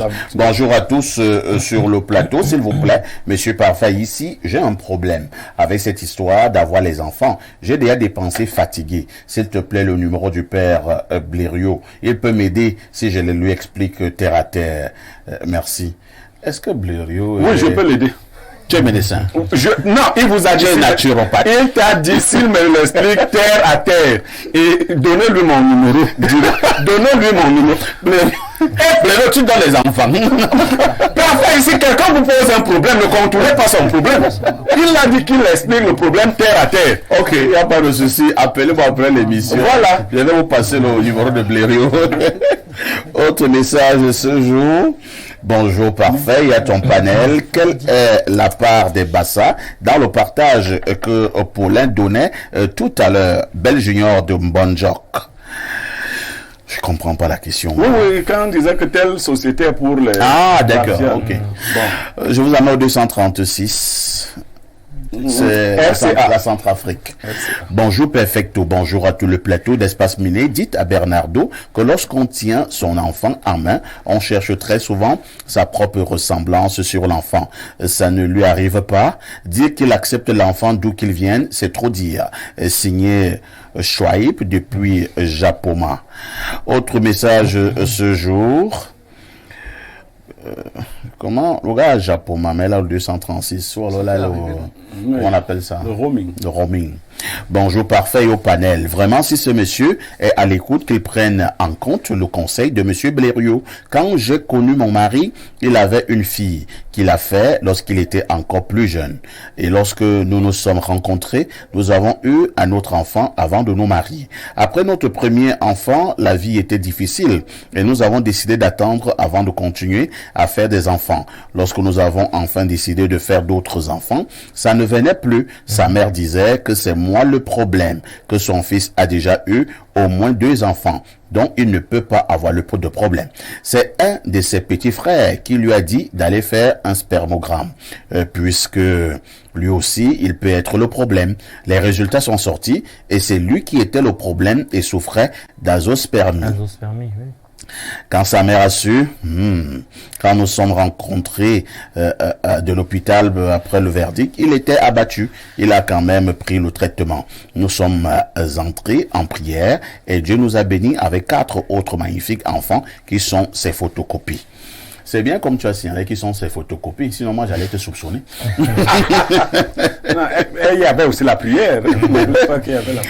Je vous amène au 225. C'est la Côte d'Ivoire. Bonjour, le meilleur des meilleurs, perfecto. Vraiment, aujourd'hui, la Basson m'a dépassé et même carrément affecté. Comment il peut nous dire des choses comme ça? Moi, mes enfants et ma femme regardent votre émission. Et avec les sorties de Basson, vraiment, je vais continuer à regarder moi seul. Et qui est Basson? Tu veux encourager, motiver, donner une raison à nos femmes. Je dis bien nos femmes, pas copines, d'avoir un justificatif. Non, non, non, non, non. grand frère Basson, aujourd'hui, tu n'es pas sur la vérité. Sans doute, tu ne vas pas bien aujourd'hui. Même si je ne peux pas faire un enfant, on en parle et s'il faut adopter, c'est ensemble qu'on doit le faire. Et non aller me tromper et venir me dire après. Vraiment, Basson, aujourd'hui là, tu es indemne. Ça ne passe pas dans mon cerveau. Même ma femme a crié et qui est et dit quoi? Aujourd'hui comme ça, Léo depuis Abidjan. Non, mais parfait. Ici, Léo depuis Abidjan, mais dans le fond du cœur même de ta femme, elle était un peu contente. Hein. moi j'ai bien dit justement que la femme aurait dû parler à son mari. Il m'a juste pas compris. J'ai dit qu'elle devait lui parler de ce que tu sembles avoir un problème, résolvons-le. Un autre message, bonjour Perfecto et à tout ton panel. Ce monsieur doit tout simplement comprendre qu'il ne peut pas faire d'enfant. Cette femme l'aime, même beaucoup, parce qu'elle pouvait bien se décourager et l'abandonner. Mais au lieu de ça, elle a décidé de te donner une famille. Ce monsieur devrait faire une messe d'action de grâce. Même s'il s'agit d'une infidélité, l'homme ne doit pas dévoiler l'infidélité de sa femme. Oui. C'est une femme qui écrit. Non, monsieur, tu es là, tu te plains pourquoi? Il y a des hommes qui veulent qu'on casse au moins un plat chez eux. Il envie le voisin. C'est Pancras de Guidère. Ah oui, c'est très sage ce qu'elle dit. Hein. C'est très sage. Quand je vois les agissements de mon mari ici à la maison, je vois pour Blérieux et Bernardo, je comprends que c'est vraiment une affaire des bassards. C'est toujours Pancras qui le dit. Hein?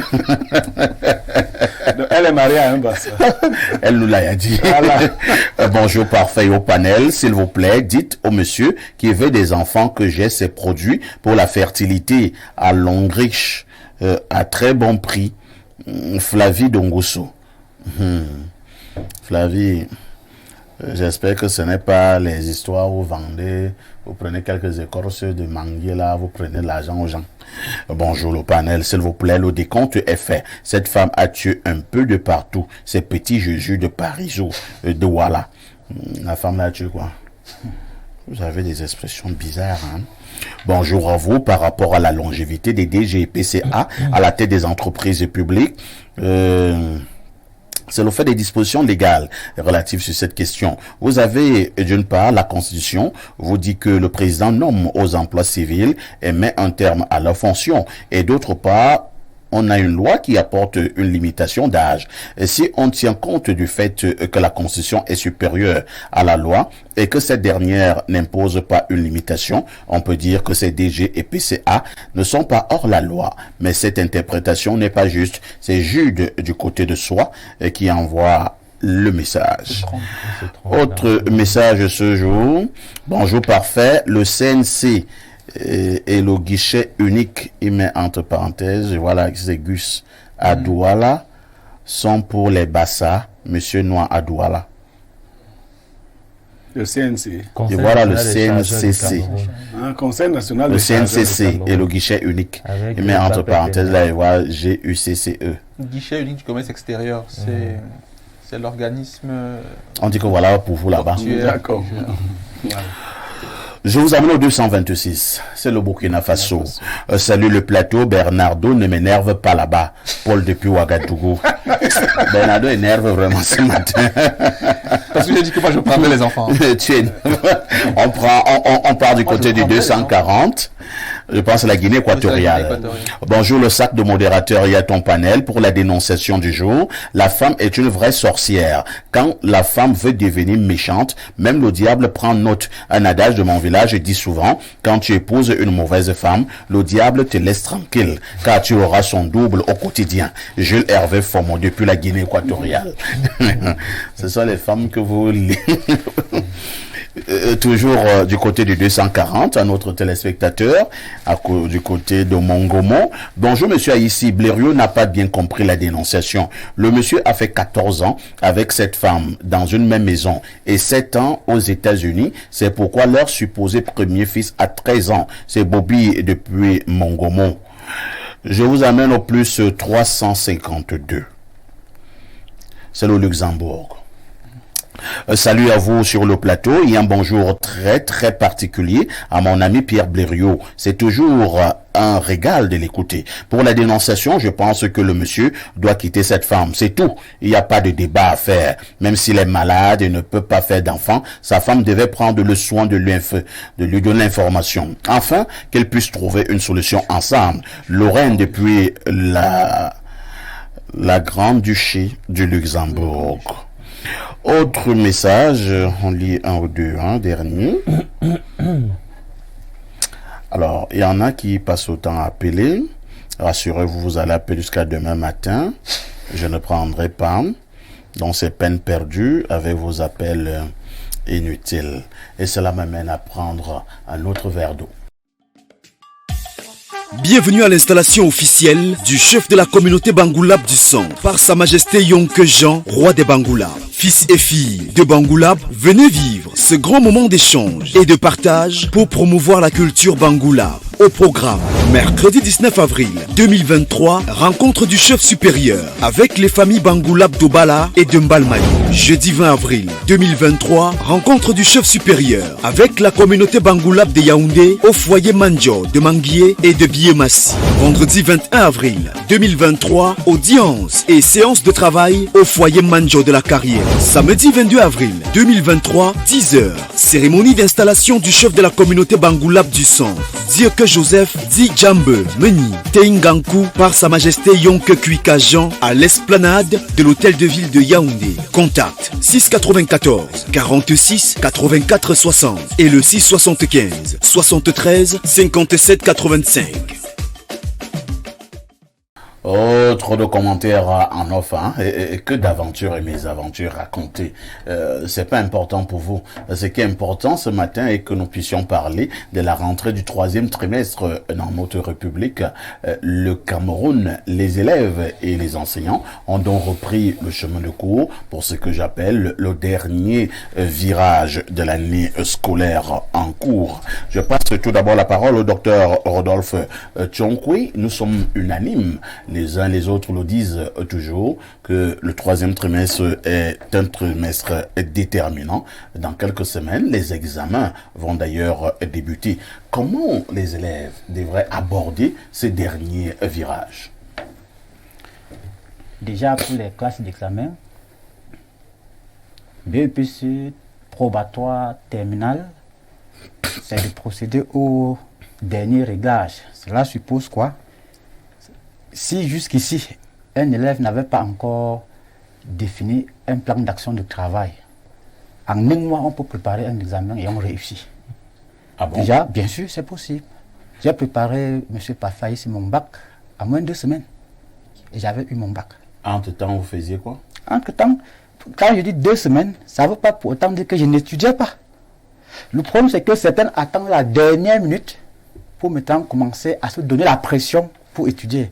Or, la dernière minute, c'est beaucoup plus les révisions. Et puis, n'est-ce pas, s'assurer. Parce que tu as déjà eu le résultat du premier trimestre, le résultat du 2e trimestre, qui vont déjà te sommer. Et si déjà les 2 premiers trimestres, tu n'as rien fait, alors c'est le dernier tenant, comme vous aviez dit, il est temps donc de se mettre au travail. Il faut donc un emploi de temps méthodiquement organisé, un travail avec les camarades de classe, ou bien être intégré à un groupe déterminé aussi pour le travail et être au cours. Merci.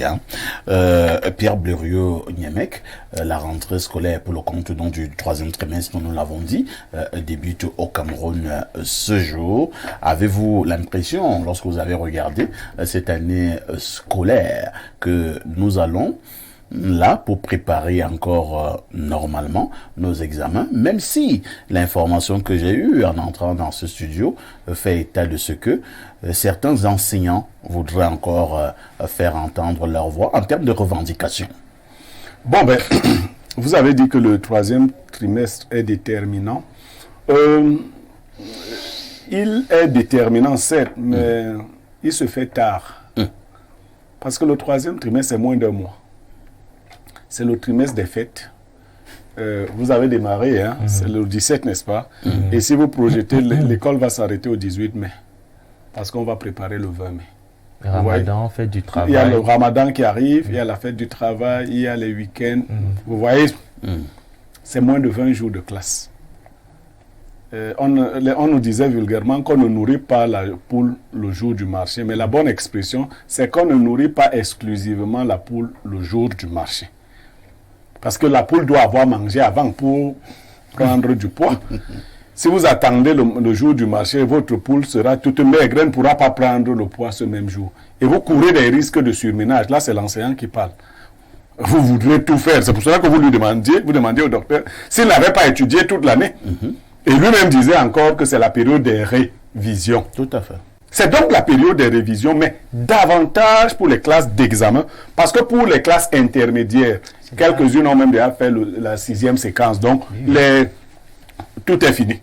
C'est-à-dire, si tu vas échouer, c'est déjà connu. Tu attends juste les notes qui vont sortir. Il y a des établissements qui ont pris la précaution de faire la 6e séquence avant d'aller en congé. Donc, les carottes sont cuites. Maintenant, pour les classes d'examen, ce qui est important, c'est la concentration. Tous les divertissements là, qui peuvent vous enlever de la concentration. C'est comme les joueurs qui veulent aller à la Coupe du Monde, qui aspirent, j'ai bloqué. Qui aspirent à remporter la Coupe du Monde et jouer 7 matchs. Voilà. Si vous voulez jouer vos 7 matchs, il faut être très concentré. Sinon, vous n'en jouerez que 3. Et vous pouvez quand même taper le Brésil. Mais vous pouvez taper le Brésil. Donc, mais c'est une période de concentration. Les élèves doivent se détacher de tout ce qui tourne autour d'eux. Les parents doivent faire le sacrifice de laisser les enfants se... Pour ceux des enfants qui veulent faire l'école, hein, parce qu'il y a des enfants qui ne veulent pas faire l'école. Même si tu prends toutes les précautions pour qu'ils soient libres, pour qu'ils se consacrent à l'école ou qu'ils se concentrent, lui fera autre chose. Bon, maintenant, il y a aussi des génies qui qui se déploient dans le manque de concentration. Moi qui parle là, bon, j'ai jamais été un élève concentré, hein, toujours bien désordonné. Moi, pendant que vous faites le cours, moi, je vous fais le désordre. Bon, mais pour parler de l'élève normal, c'est la période de la concentration maximale. Les parents doivent éviter de surcharger les enfants avec les tâches domestiques, les voyages et autres. Ce n'est pas le bon moment. Il faut être concentré. Les élèves doivent se replier en groupe d'études. Ils doivent davantage focaliser, je parle là des classes d'examen, sur les matières de base. Parce que les examens se jouent sur les matières de base. Je n'ai pas dit de négliger ou de mettre totalement de côté les autres matières. Mais quand vous êtes en terminale A, c'est la deuxième langue, c'est le français, c'est la philosophie. C'est l'anglais, c'est la philosophie, c'est la deuxième langue. Il faut se concentrer véritablement pour s'assurer que les points à ce niveau seront bien. Et évidemment, vous êtes en série D, c'est les SVT, c'est les physiques, chimie et les mathématiques, ainsi de suite. Il faut travailler sur ces points-là. Les chefs d'établissement, ils sont en train de revendiquer les paiements des dernières tranches. Ça veut dire que c'est un autre problème pour les parents. Quand l'enfant va à l'école avec ce souci que papa n'a pas payé l'école. Les chefs d'établissement, alors si, c'est quel genre d'établissement? Non, les établissements privés. On a demandé.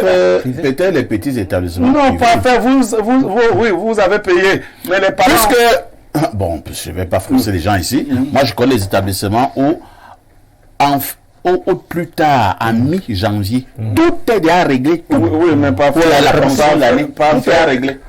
Si vous me dites qu'il y a encore des établissements privés qui prennent encore des pensions, alors. Et je vais même vous révéler quelque chose. Madame la ministre a été obligée de décaler la date limite de dépôt des dossiers des examens. Le probatoire du bac. Ça doit tout vous dire.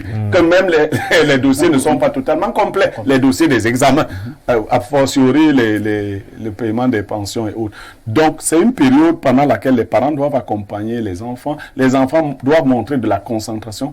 Les chefs d'établissement doivent accroître la discipline. Il faudra libérer au plus tôt ceux qui ne font pas les examens, pour que les enseignants, qui sont les mêmes dans les différentes classes, puissent se concentrer sur les classes d'examen. Merci. Hein. C'est justement celui-là qui a été enseignant sur une autre vie, qui vient donc de parler. Renaud Eboto, est-ce que nous pouvons quand même parler à ces élèves aujourd'hui, eux qui veulent toujours se concentré sur des choses qui ne sont pas importantes. Il est en classe de 3e, première, terminale. Il n'a pas encore composé. Il veut aller en boîte de nuit. Il veut aller dans des fréquentations inutiles et bizarres. Que disons-nous à ces élèves aujourd'hui? Non, mais Bléreux l'a dit, c'est le trimestre de la concentration. C'est-à-dire que si on a raté le premier trimestre et le deuxième trimestre qui sont... En même temps, je vous pose quand même une question, excuse-moi de t'interrompre. Est-ce qu'on peut avoir quand même raté le premier trimestre? Je prends un exemple. C'est-à-dire, au premier trimestre, un enfant a eu 8 de moyenne. Au deuxième trimestre, il a toujours eu 8 de moyenne. Est-ce que cet enfant peut espérer avoir son examen à la fin d'année? Bien sûr, bien sûr. C'est-à-dire que lorsqu'on se situe dans la fourchette 8 à 10, on a encore de l'espoir. Il ne faut pas que les jeunes sombrent dans les espoirs. Parce que ça joue parfois dans la psychologie des élèves. Hein. Ils se disent, j'ai échoué au 2 premiers trimestres, vraiment, non, rien. Vraiment, rien n'a encore perdu au 3e trimestre lorsqu'on est bien organisé. Parce que, enfin, il faudrait vraiment que l'enfant prenne conscience de ce que il a une échéance en fin d'année qui est peut-être un examen et qu'il s'organise bien justement autour des matières de base, les matières les plus importantes, et puis il peut performer s'il est bien organisé, s'il suit assidûment ses cours et si voilà, s'il est concentré. Mais moi je dirais le ministère des enseignements secondaires, vous en avez parlé tout à l'heure, doit prendre des mesures justement pour que les enseignants ne rentrent pas en grève. Vous savez qu'avec OTS, il y a une concertation entre le gouvernement et les enseignants. Tout à fait. Il faudrait que les mesures ayant été arrêtées au cours de ces différentes concertations puissent continuer. C'est-à-dire que le paiement de leurs émoluments, notamment les frais de correction des examens, que tout cela puisse être apuré. Effectivement, j'ai eu également des plaintes de plusieurs enseignants qui m'ont justement saisi pour me faire comprendre que l'argent, les frais d'examen de l'année dernière de correction n'ont pas encore été payés. Ils accusaient l'office du bac, ainsi de suite. Non, c'est pour ça que je dis que tout le monde doit jouer sa partition. Il faudrait que les enseignants qui vont corriger les examens de cette année, que déjà on puisse apurer le passif et que en ce qui concerne les examens de cette année, qu'on puisse les payer normalement, que tout ce qui avait été arrêté lors des différentes concertations avec les différents OTS puisse être exécuté, c'est-à-dire le paiement des... Ils appellent ça quoi des rappels, bref, tous les avantages. Tous les avantages. Tout ceci, sur les 2 prochains mois. Oui, pourquoi pas. C'est souhaitable. En tout cas, que l'argent n'a pas été débloqué. L'argent existe dans ce pays. Et pourquoi on ne veut pas payer les enseignants? On peut continuer à le faire par vague. Il me semble que les enseignants... Pourquoi par vague? Est-ce qu'on avait débloqué l'argent par vague? Bon, vous savez, le budget peut-être ne permettrait pas de sortir, Vous pensez que si on se rapproche du Minesec, le Minesec va nous dire que on n'a pas débloqué de l'argent pour payer les frais d'examen? Non, les frais d'examen, les frais de correction? Non, pour les frais de correction, ça doit être payé. Vraiment, mais ça n'a pas été le cas. Ça doit être payé. Il n'y a pas de raison que des enseignants aillent corriger des copies et que les frais d'examen ne soient pas payés. Entre-temps, les élèves, eux, ils ont payé les frais d'examen. Hein. Oui. Et dans beaucoup d'établissements, vous payez cela le premier jour de classe. On oublie un acteur. Il y a un acteur important qui est Néo. Il faudrait qu'il puisse avoir de la lumière pour que les enfants puissent étudier. Vous voyez, il y a une photo qui a défrayé la chronique sur les réseaux sociaux récemment. C'est un jeune garçon d'environ 12 ans qui étudie sur une route déserte parce qu'il utilise la lumière du lampadaire pour pouvoir étudier. Il faudrait que Néo donne de l'énergie au ménage pour que les enfants puissent apprendre. Parce qu'un enfant qui a raté son premier, son deuxième trimestre, il doit maximiser dans la nuit pour pouvoir étudier. Mais s'il n'y a pas de lumière, comment va-t-il faire? Donc, il y a un acteur important qui est Néo. Il y a un acteur important qui est donc Eneo. Je pense que ce que vous dites là est fondamental. Rentrée du 3e trimestre, Bernardo Basson, le dernier virage est lancé. Nous avons beaucoup parlé des élèves, mais comme nous sommes au niveau d'une chaîne, même appelée la chaîne éducative, où je pense qu'en réalité c'est une trilogie, les élèves, les enseignants et les parents. Qu'est-ce que vous dites aux enseignants, mais également aux parents pour réussir ces derniers virages? De toutes les façons, j'allais même insister sur le statut des enseignants. Je n'allais pas beaucoup m'intéresser aux élèves parce que les enseignants sont pour moi les plus importants. Ils sont l'élément médian entre les parents et les apprenants. Mais je suis toujours très mal à l'aise de parler de l'enseignement au Cameroun parce que c'est un milieu que je connais très bien. Je connais bien. Vous savez que j'y ai été d'ailleurs. Vous avez aussi Parce que été déjà, enseignant sur une autre vie. Oui, s'il faut aller en profondeur, même le calendrier scolaire au Cameroun est très mal pensé. C'est-à-dire, on aurait dû fréquenter de mars à novembre, pas de septembre à ceci, cela. Parce que c'est pas un trimestre, c'est un mois. Oui, on dit trimestre qui veut dire 3 mois, mais là c'est un mois. Donc, on aurait pu faire un calendrier de mars à novembre pour qu'on ait effectivement des trimestres et on intègre les moments fériés. Parce que décembre, fin novembre jusqu'en février, il fait extrêmement chaud et c'est compliqué de fréquenter. Donc, avec un peu d'intelligence, on pense aux choses stratégiquement parlant et on va à un autre niveau de réflexion, un autre niveau de développement. Donc, pour moi, vraiment, c'est assez gênant. Maintenant, concernant les enseignants, je pense que on devrait tout faire pour mieux les traiter au Cameroun. Et pas que pour cette période-ci, mais de façon assez profonde. Parce qu'un enseignant qui est clochardisé, qui ne gagne pas bien sa vie, est plus préoccupé que concentré. Et s'il n'est pas concentré, il ne peut pas transmettre ce qu'il faut aux apprenants qui sont soumis à lui. Donc ça, c'est le premier problème. Maintenant, concernant les élèves, moi, je voudrais les scinder en 2 catégories.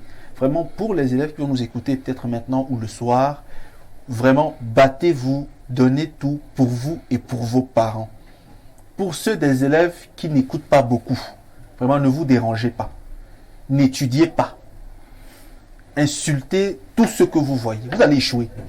Vraiment, vous allez échouer et on va en rire tous au quartier. Vraiment, pour ceux-là, prenez la drogue beaucoup. Prenez la cigarette beaucoup. Vous allez mourir à 40, 45 ans parce que celui qui commence à fumer à 17 ans, généralement, dans 80% des cas, meurt avant 50 ans. C'est prouvé. Donc, commencez à fumer très tôt.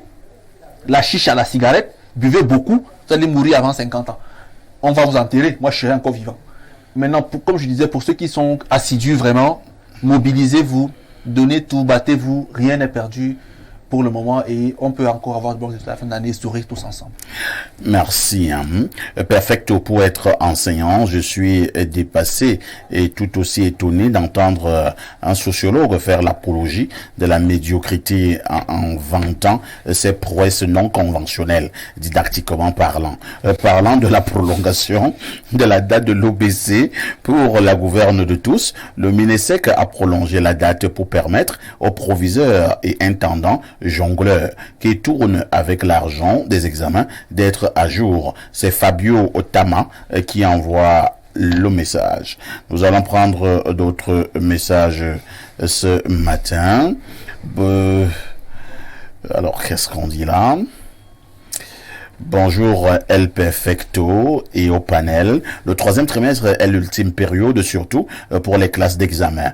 Pour moi, qui ai fait le sous-système anglo-saxon, un élève qui a été assidu et organisé durant l'année pourrait réussir avec beaucoup moins de stress s'il gère bien ce trimestre. En cette période, il faut oblitérer toute distraction. C'est Loric depuis Efoulane. Tonton Bernardo m'a fini. Autre message. Bonjour les grands. Il faut résoudre les problèmes des enseignants pour espérer de bons résultats pour les élèves en fin d'année. C'est Bimaï Dessos qui envoie le message. Le 3e trimestre, qu'est-ce qu'il dit là? Alors, le 3e trimestre n'est aucunement le temps de miracle, comme le pensent certaines personnes spécialistes au nom des questions éducatives. De mauvais élèves consacrent généralement ce temps à la lecture intensive qui conduit indubitablement au surménage. De bons élèves ont pris le train en marche depuis le premier jour de la rentrée. Le 3e trimestre est réservé à la révision et à la concentration. Pour cela, l'espace familial doit être serein et plus convivial. N'oubliez pas également que la grève est annoncée à partir du 18 avril. Nous demandons aux administrations tutelles d'écouter les clameurs incessantes des enseignants pour régler définitivement leurs problèmes et asseoir une éducation de qualité qui promeut le développement. Le secteur éducatif est à l'agonie et il est nécessaire d'apporter une réflexion profonde. Jeter un regard panoramique sur les dérives sociétales. Michel Jean Raymond depuis Bamenda. Bonjour les Timangourous du micro. Bonjour, Loti Mangoro du micro. Je ne sais pas ce que ça veut dire. Hein. Un élève a 8 de moyenne au premier, deuxième et troisième trimestre et compte réussir. Ce n'est qu'avec le Big Magic. C'est Dieu de Kondotiti. Dieu de Kondotiti, je ne pense pas. Hein. Il peut avoir 15 au troisième trimestre. Ah oui, hein. Non, ce n'est pas qui peut avoir 15 au troisième trimestre. Je parle sous le contrôle de Blairu, à qui je vais d'ailleurs passer la parole. Je suis de ceux qui pensent que, en principe, je suis là au niveau du principe, lorsqu'on donne les épreuves les examens, on propose des épreuves aux élèves, ce ne sont pas des pièges. C'est habituellement pour l'élève moyen, vrai ou faux. Alors, il est même également possible qu'après correction, je parle encore sous le contrôle de Blairu, peut-être qu'il ne va pas entrer dans les secrets. Parfois, on ne prend pas seulement ceux qui ont eu 10 à montant, à la correction du baccalauréat, du probatoire, du BPC. On peut même prendre ceux qui ont également eu 8 à l'examen et réussissent. Donc, un élève qui a eu 8 au premier trimestre, 8 au deuxième trimestre, 8 au troisième trimestre, Blériot, est-ce qu'il ne peut pas réussir? Il peut même réussir et celui qui avait 12 échoue. L'examen, dans ma langue, se dit la tentation. Essayez de traduire aussi dans votre langue, vous verrez que c'est la tentation. Non, il y a un aspect très subjectif dans la réussite de l'examen comme dans la réussite de la vie. Parce que c'est des petites choses, ça se joue sur des petites choses. Il y a par exemple le phénomène de la délibération. Il y a la technique des matières de base. Parce qu'il faut que les un élève qui sait gérer les matières de base. Il peut avoir eu ces 8 là parce que le gars, lui, il s'était concentré sur ses matières de base et il avait négligé le reste. Vous savez, bon, c'est des choses qu'il faut dire aux élèves. Lorsque vous avez la moyenne dans les matières du premier groupe, à l'office du bac, vous avez déjà réussi. On va faire un certain nombre de choses pour équilibrer le reste. Donc, il peut réussir. Mais il y a aussi on peut se réveiller. Il y a des coureurs sur les pistes qui gagnent à la dernière minute. C'est-à-dire, il y a des gens qui, à la dernière minute, prennent un sprint et viennent taper tout le monde. C'est des cas exceptionnels. Oui, des cas exceptionnels. Sinon, nous n'encourageons pas. Non, nous n'encourageons pas. Sinon, les notes de l'élève devraient refléter le résultat final. Il n'y a pas de magie. Maintenant, il y a aussi des élèves qui ont subi des situations particulières au cours de l'année qui peuvent s'apaiser vers la fin d'année. Donc, l'examen, c'est des cas particuliers. Blériot, je voudrais que vous gardiez encore la parole. Je voudrais que vous puissiez un peu vous appesantir sur le cas des parents. Comment devrait se comporter le bon parent d'élève en cette période, à partir de ce jour, jusqu'en période de fin d'année, pour ceux qui ont des élèves en classe d'examen? Parce que nous avons aussi l'impression qu'il y a certains mauvais parents, au lieu d'encourager les élèves, parfois qui cherchent à les frustrer avec des comportements un peu bizarres. Celui qui répète à l'enfant qu'il ne vaut rien, finit par le convaincre de cette réalité-là. Vous voyez? Et il en est des parents, autant des parents que des enseignants. Jean Guénaud, qui est un grand pédagogue, disait: méfiez-vous de ces enseignants qui se plaignent souvent que leurs élèves ne valent rien. Ils ne doivent s'en prendre qu'à eux-mêmes. Parce que celui qui nie l'intelligence d'un enfant la rapetit. Donc, les parents, ce n'est pas seulement à la période des examens, doivent savoir que le comportement social, le comportement familial, la situation familiale impacte sur les enfants. Mais en cette période particulière, ils doivent faire davantage de sacrifices. Il ne faut pas que les enfants en soient à chercher la pitance. Un enfant qui sort de l'école pour aller chercher de quoi manger, aller chercher le bois. Donc, il faut les alléger. Il faut aussi éviter les conflits à la maison. C'est pour cela que le collègue va taper la maman. Voilà, la violence, voilà, ça déconcentre les enfants. Il faut éviter que les parents eux-mêmes soient violents vis-à-vis des enfants. Je veux dire que, même si on ne peut pas dire que c'est des situations de favoritisme, il faut quand même que les autres enfants comprennent que votre frère prépare un examen, donc il faut les alléger, même au niveau des tâches ménagères. Parce que se réveiller le matin, quand on parle de concentration, c'est se réveiller pour lire. Mais si tu dois te réveiller pour aller puiser d'abord de l'eau, si tu dois te réveiller pour laver tes frères, pour faire la cuisine, vous voyez, il y a des heures précises pour les études. Les enfants, on doit aménager un cadre favorable pour ceux qui préparent les examens. Merci beaucoup, hein. Docteur Rodolphe Tchonkwe. Certains ont voulu vous prendre à partie tout à l'heure en estimant que vous prôniez la médiocrité. C'est-à-dire qu'à moins de 2 semaines d'un examen, vous pouvez faire un miracle et vous réussissez, même si tout au long de l'année, vous passez le temps à fumer le banga. Oui, parfait. Je ne l'en veux pas. Il a entendu ce que j'ai dit, il n'a pas compris. Non, il n'a pas compris. Nous sommes arrivés à un niveau où nous sommes appelés à encourager les petits frères qui n'ont pas encore perdu. Le bac, si je prends le cas du bac, c'est encore 1 mois. Ouais. Alors, j'ai vu, je suis enseignant d'espagnol. Vous comprenez? Je suis enseignant à l'université, sciences de l'éducation. Je suis un pédagogue.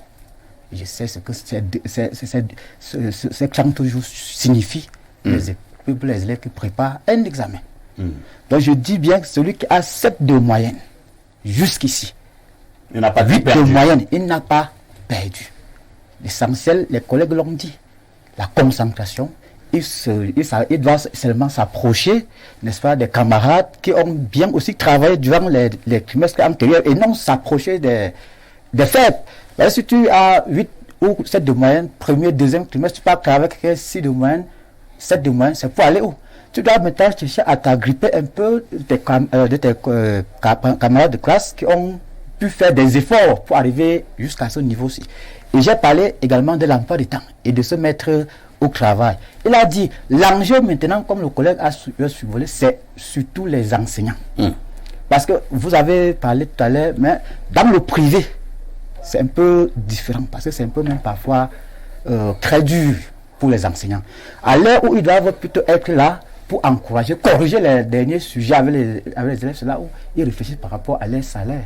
Donc si on traite actuellement correctement les enseignants, les dernières épreuves, les épreuves types, c'est le moment là maintenant. Celui qui n'a pas pu avoir une bonne moyenne et qu'il travaille régulièrement, il va s'en sortir. D'accord. Merci beaucoup. Hein. Renaud et Boto, nous sommes là au niveau des stratégies. Moi, je l'ai toujours dit, je n'étais pas le style d'élève qui était toujours premier de sa classe.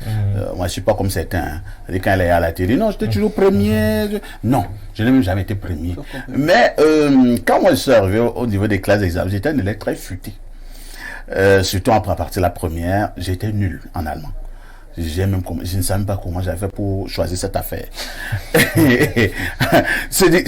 Quand l'examen approchait, quand je pense à l'allemand, j'étais un malade. C'est-à-dire que j'étais toujours le genre qui était en salle de classe, il est entre 5 et 6 en allemand. Et c'était une moyenne, une matière pour nous qui faisions une matière de base. Comment je faisais? Bon, en terminale, on avait 2 thèmes. C'est pas, nous on faisait Irnvir en allemand. Il y avait donc le thème sur le racisme. Il y avait le thème sur l'environnement. C'était les 2 grands thèmes qu'il y avait au niveau du livre d'allemand. Et l'Aufsatz, ce qu'on appelle en allemand la rédaction, venait toujours soit sur le racisme, soit sur l'environnement. Je faisais mon effort, c'est moi-même je me donne un sujet au niveau du racisme et un sujet au niveau de l'environnement et moi je rédige.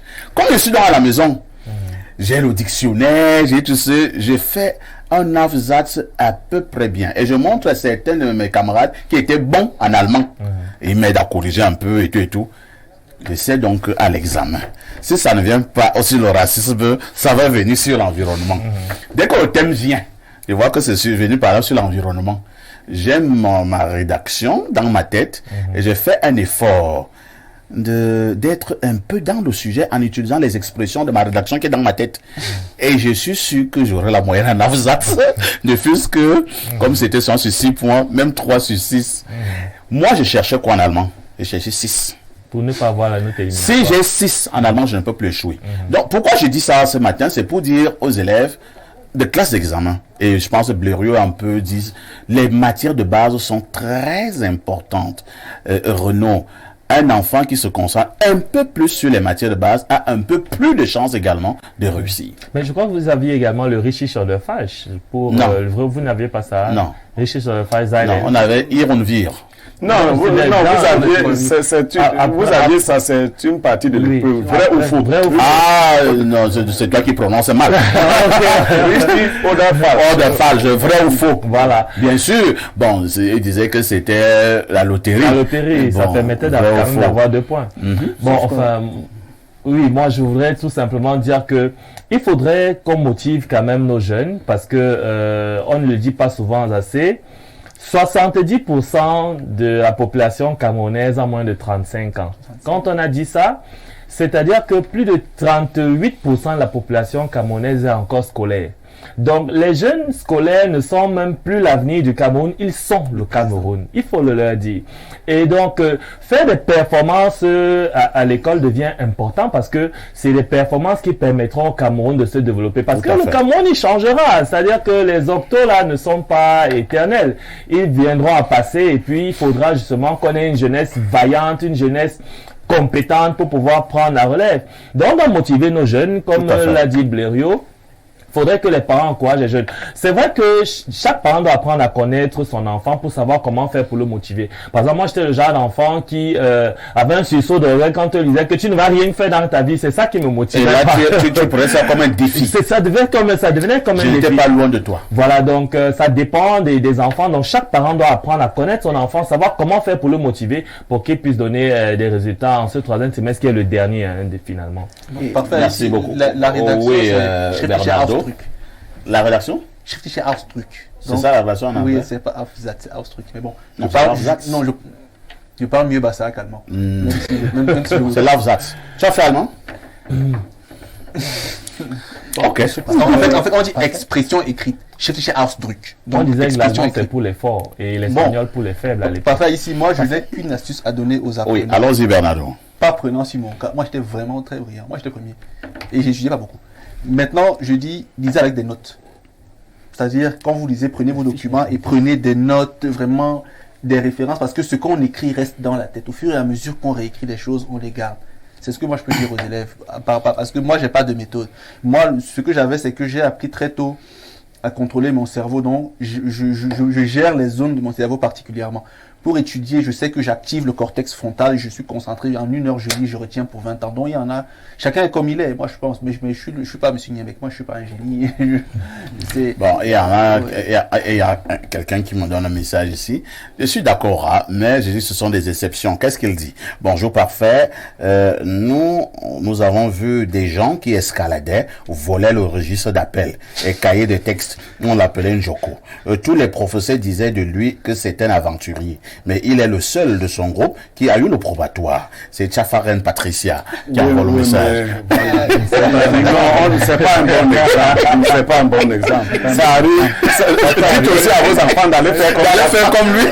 On verra. Sauf que ça, docteur Djonkwe qui veut absolument réagir. En quelques secondes, on arrive au terme de ce programme. Oui, je voudrais juste apporter un plus sur la déclaration du collège, puisqu'il a dit que les élèves peuvent réellement encore réussir. Mais il ne faut pas seulement fermer l'œil en disant que seulement sur les matières de base. Toutes les matières se valent dans la composition. Non. Suivez bien, je vous m'exprime là-dessus. Vous comprenez? Si je ne peux pas composer, je sais que j'ai philo tel, peut-être que mardi, je ne peux pas faire ECM aujourd'hui, je vais encore continuer la composition. Il doit apprendre suivez bien. Les élèves doivent apprendre toutes les matières qui doivent composer à l'examen. Maintenant, il y a les priorités. Chers collègues, en termes de priorité, non, qu'il faut prioriser. Il faut donc prioriser, c'est sa priorité. Le verbe qui vient de priorité, c'est prioriser. Il faut donc prioriser les matières. On parle là d'un... Sans exclure. Mais c'est ça prioriser. C'est ça donc prioriser. Je mets en prime, en priorité, tel ou tel. Vous n'allez pas dire à un gars qui fait terminale, c'est d'aller beaucoup étudier la philosophie ces jours-ci. Ça ne va pas l'aider. Encore qu'on va choisir entre la philo et le français, il peut même tellement étudier la philo et le français. Dans les séries, là, il faut se spécifier dans les séries. Oui, mais c'est dans les séries qu'on dit qu'il faut prioriser les matières. Pour un enfant qui fait terminale A, tu lui demandes de mettre un peu plus d'accent sur les mathématiques, alors qu'il doit vraiment mettre l'accent sur les matières littéraires, ainsi de suite. Il doit mettre en Moi, je il doit par contre, donc, composer sur j'étais un toutes les as matières. au niveau des matières littéraires. Et là, je parle sous le contrôle de mes camarades. Quand je vous ai dit tout à l'heure, moi, j'ai 6 en allemand. Moi, j'ai eu le bac avec 15 en philo, 14 en français. Wow. Comment tu peux encore échouer alors que tu as 6 en allemand? Tu ne peux plus échouer. Entre-temps, si je commençais à étudier, passer en mathématiques, ça fait que j'allais avoir 8 ou 9. Ainsi de suite. En fait, moi, j'étais futé. C'est-à-dire que je vois à peu près combien je peux avoir, je maximise haut et je complète là-bas. Et moi, j'ai réussi ça. La guerre, c'est le Et cas. Voilà. le dernier volet qu'il voulait évoquer, Oui, c'est oui, par en rapport termes- à la note de Madame le ministre. Oui. Donc, il y a encore la possibilité, et je l'ai vu hier, de déposer les dossiers jusqu'au 28 avril. Non, si quelqu'un n'a Alors, pas si encore quelqu'un... déposé, hein, Non, suivez qui bien. ne voulait pas faire l'examen. J'ai à ma disposition quelqu'un qui a fait 5 ans au quartier, qui a déposé ses dossiers. Et il va passer le bac. Ah, d'accord. C'est le travail. ans au quartier, Vous avez comment 5 ans sans ne plus aller à l'école. Un élève. Mais on a discuté, j'ai dit que non, tu ne peux pas abandonner l'école. Si tu as les possibilités, continue parce que c'est l'école qui est ce que tu seras demain. Merci beaucoup. Donc, il faut maximiser les chances. Nous Donc, il faut sommes encourager les arrivés petits frères. au terme de ce programme. Nous encourageons donc tous les élèves et plus particulièrement ceux des classes d'examen à savoir que tout est encore possible et prendre en compte tous les conseils qui ont été donnés ce matin. Maintenant, si tu as été vraiment aussi un grand aventurier, je vous dis que vous allez échouer. C'est vrai que justice. Bien sûr. Et là, Bernardo est Là, d'accord avec distinguer moi. les petits élèves. Merci à Renaud et Boto, analyste politique, et qui était là ce matin. Merci à Pierre Blériot, le consultant. Merci également au docteur Rodolphe Tchonkoué, et qui était également là ce matin. Il est sociologue du développement. Merci à Bernardo Basson, notre invité permanent. Le journal de 12h, c'est dans quelques minutes sur Info TV. Ne ratez pas ce soir le journal de 19h en anglais, le 20h en français. Ce soir également, ce sera la deuxième sortie de Pierre Blériot-Niemek en sa posture de modérateur dans le cadre du débat panafricain Euro Africa. Prenez le rendez-vous ce soir à partir de 21h. La rediffusion de ce programme, c'est tous les soirs à partir de 22h30. Avec tout ceci, que faites-vous encore ailleurs? Bienvenue à l'installation officielle du chef de la communauté Bangoulab du Centre, par Sa Majesté Yonke Jean, roi des Bangoulab. Fils et filles de Bangoulab, venez vivre ce grand moment d'échange et de partage pour promouvoir la culture Bangoulab. Au programme, mercredi 19 avril 2023, rencontre du chef supérieur avec les familles Bangoulab d'Obala et de Mbalmaï. Jeudi 20 avril 2023, rencontre du chef supérieur avec la communauté Bangoulab de Yaoundé au foyer Manjo de Manguier et de Biémassi. Vendredi 21 avril 2023, audience et séance de travail au foyer Manjo de la Carrière. Samedi 22 avril 2023, 10h, cérémonie d'installation du chef de la communauté Bangoulab du Centre, Dieu que Joseph Di Djambe Meni Teingankou, par Sa Majesté Yonke Kuika Jean à l'esplanade de l'hôtel de ville de Yaoundé. Contact 694 46 84 60 et le 675 73 57 85.